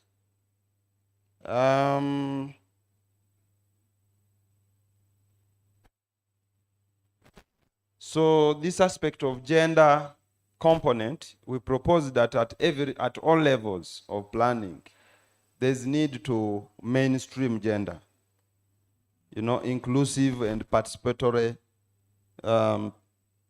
aspect or component in terms of planning.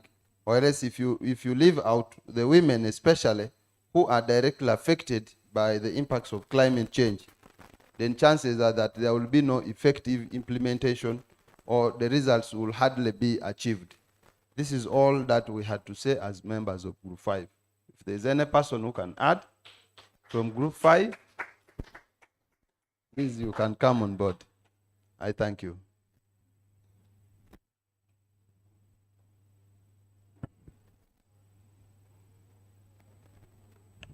Is there anyone willing to take that challenge? Okay, so I think that closes the breakout group and the recap session. So I don't know if Gabriel is back now.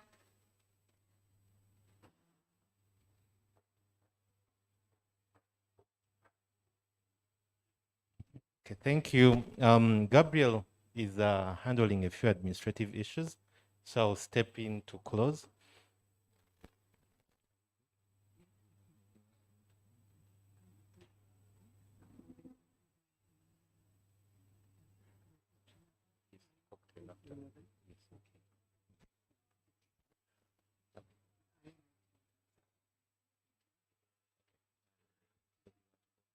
Okay,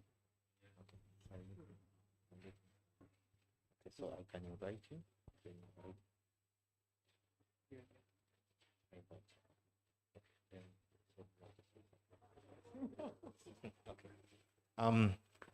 Thank you very much. I have since gone and done on our t-shirts. We had them printed slightly late. We weren't able to give them yesterday because of logos, but we now have them available. I'll ask the team from the secretary to give each member in the room a t-shirt, so that at the end, as we are closing, we take a group photo in our t-shirts. My colleagues, he has a jacket on. He could as well put it on top of the jacket, just for the photo. Then after that, you can take it off. Colleagues, our invited guests, thank you for sitting in. We don't take your presence here for granted. You've been here from yesterday and the whole day today.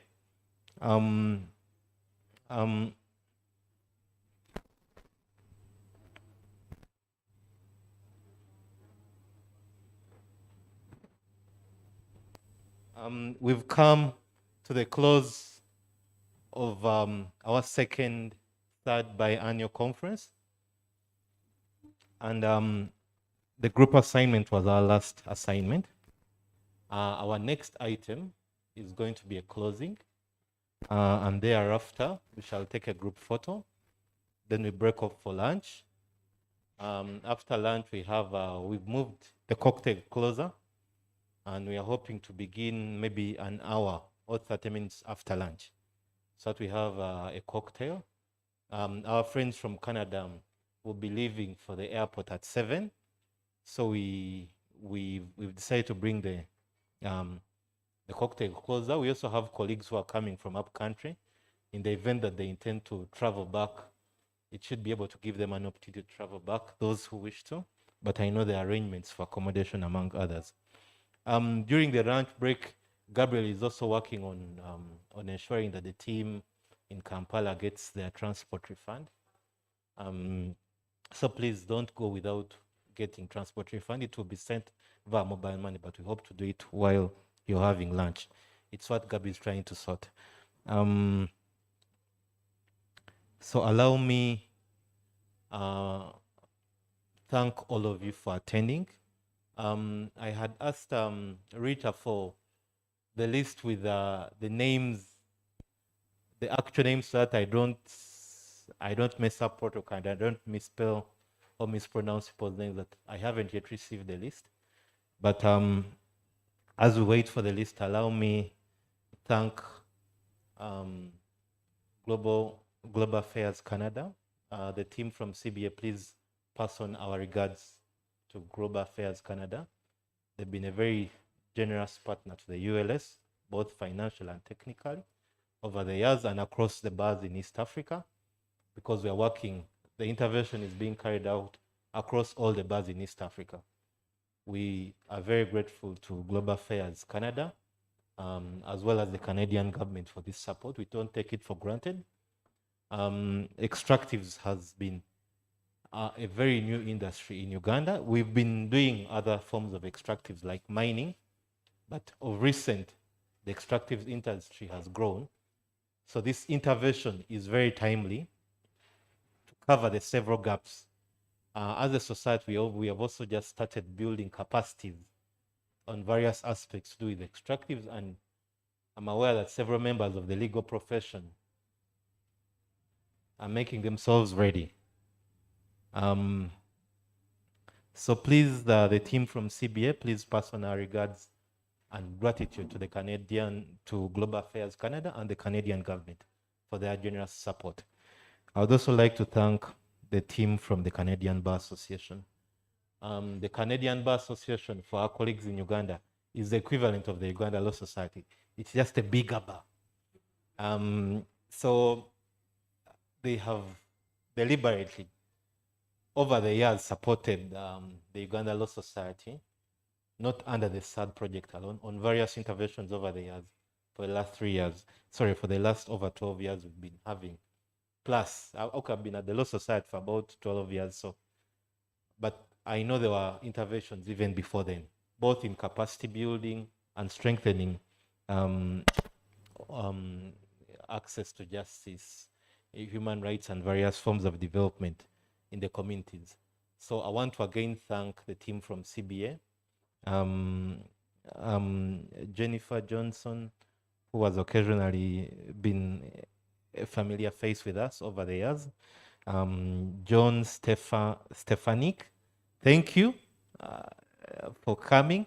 You're putting on an African print, and I hope we can give you more African prints so that the people in Canada see that, well, this is good, and occasionally once they will be also trying to market our tourism sector.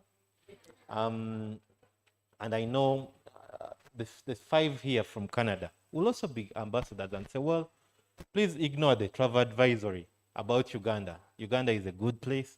The people are good people. The climate is good. It's not as risky as travel advisory says. My colleagues also, we need to market our country. We don't need to take certain things for granted. You'll be shocked. Go and look at travel advisory. I've only seen one for the ones to the Americans, the US, and it isn't good. So as Ugandans, we need to also market our country, the good in our country, and not just the bad. I would also like to thank Selina Lee Anderson, Laura Ryan, as well as Ayo,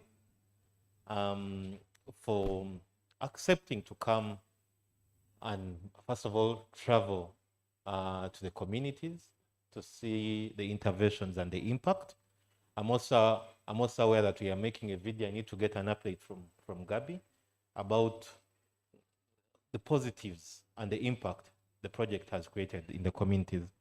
So thank you for creating time from your busy schedules to come and be with us for several days. We are also just out of a pandemic. Circumstances are high risk, but you took time and came to be part with us and be part of us. We also want to thank you for the capacity you built, the presentations, the panel discussions, and please extend our love and greetings. I also extend the same from the Executive Council. Our president traveled yesterday night to Kenya. The Kenyan Law Society is having their annual general meeting today. So it's a practice to invite sister bar associations to be part. So she went to attend, and our vice president is also taking part. I hope some other members of our council can join us during the cocktail.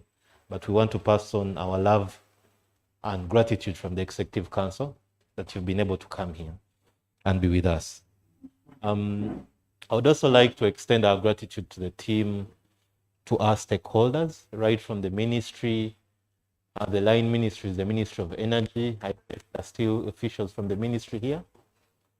Thank you very much for our invitation. The ministry has been a great support to the project and to the institution.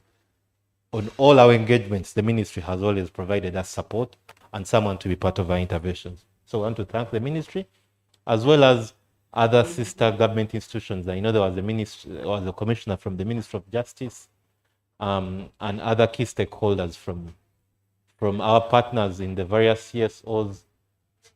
I would also want in a special way to extend our gratitude to the team from Bolisa and Hoima, both the local government team and the CSO teams, for creating time to come and be with us for the last 2-3 days. Thank you very much, and for supporting the project. We are partners in this, and we all have one aim: to impact on the community and to build capacity. So let's work together for the good of our people.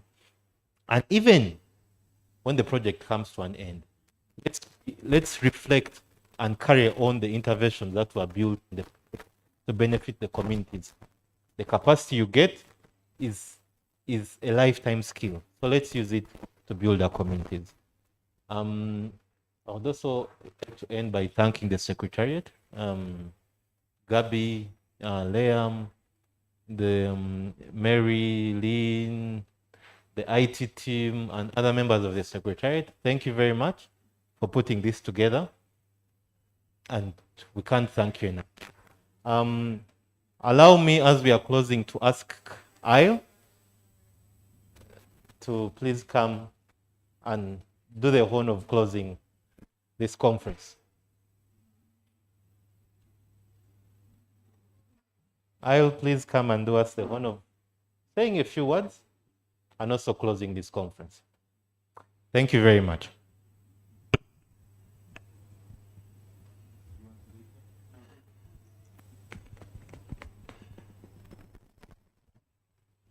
Thank you very much, my CEO.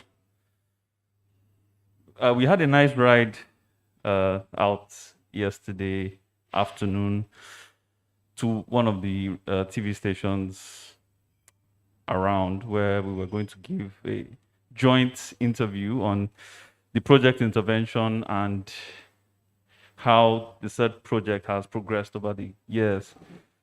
So during the course of the ride, he took the liberty of, educating me on what has been going on beyond just the project, just painting a picture of the landscape, the opportunities, the challenges. And this morning, again, he gave us a bit of a crash course. We don't always have the opportunity to sit together as partners as much as we would like to, but he just gave us a bit of a history lesson, updates on what is going on and how, things that are not always as bad as they seem on the outside, and we should continue to keep strong with our partnership. I think I will stand on all the protocols, thanking every participant for taking out the time from your busy schedule to be with us. I'm not speaking about yesterday and today, I'm speaking about from the beginning of the project, since you've been with us. Most of the faces here, even if I don't know the names, are familiar faces. You started with us with the Fora in 2018.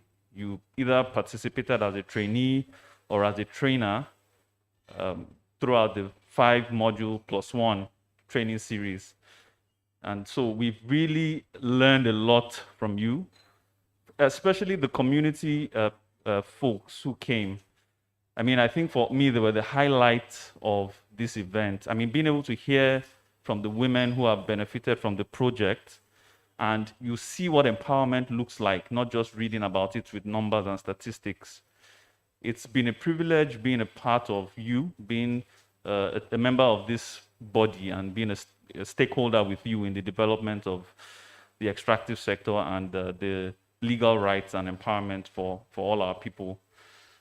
The Canadian Bar Association is a partner that is not going away anytime soon. Somebody mentioned yesterday that John is here as the future CBA president, and he's an advocate and an ally to the International Initiatives Program. We brought our top experts both in climate change and policy, the CBA members that accompanied us or that came here to deliver the presentations on behalf of the Canadian Bar. These are the top minds that we have who, when we go back, we sit together and we brainstorm. These are our advisory council. So I know they've learned a lot. They've already told me that we have a lot of work to do when we get back. So I just want to again thank everybody. Thank you for your time, your participation, for your generosity. And we look forward to the next 9 months to 12 months, making a good push on behalf of all of the community that we represent. And even beyond, we look forward to a new iteration of this program that will serve the needs of the community as they continue to evolve, and that will keep Uganda at the forefront when it comes to African countries and in the world in sustainable development, in community building and community building sustainable communities that will stand the test of time and that will be able to achieve the objectives of the project, which is sustainable economic development and growth. I thank you all. Let's go and have lunch, I think. Thank you. Okay, thank you very much. I hope everyone has gotten a coupon. We can slop downstairs. Sorry, maybe before would I would request that we all temporarily don't on our t-shirts, take a group photo, then we can take them. We must be having a size for you. Yeah. Yes. Then we have a cocktail after lunch, and most probably it will be downstairs, either the pool side or the extreme side. So please stay around. And also colleagues up country and the stakeholders here, please stay around for a transport refund. We shall do the same during your lunch break. Lunch is downstairs where we had lunch yesterday in the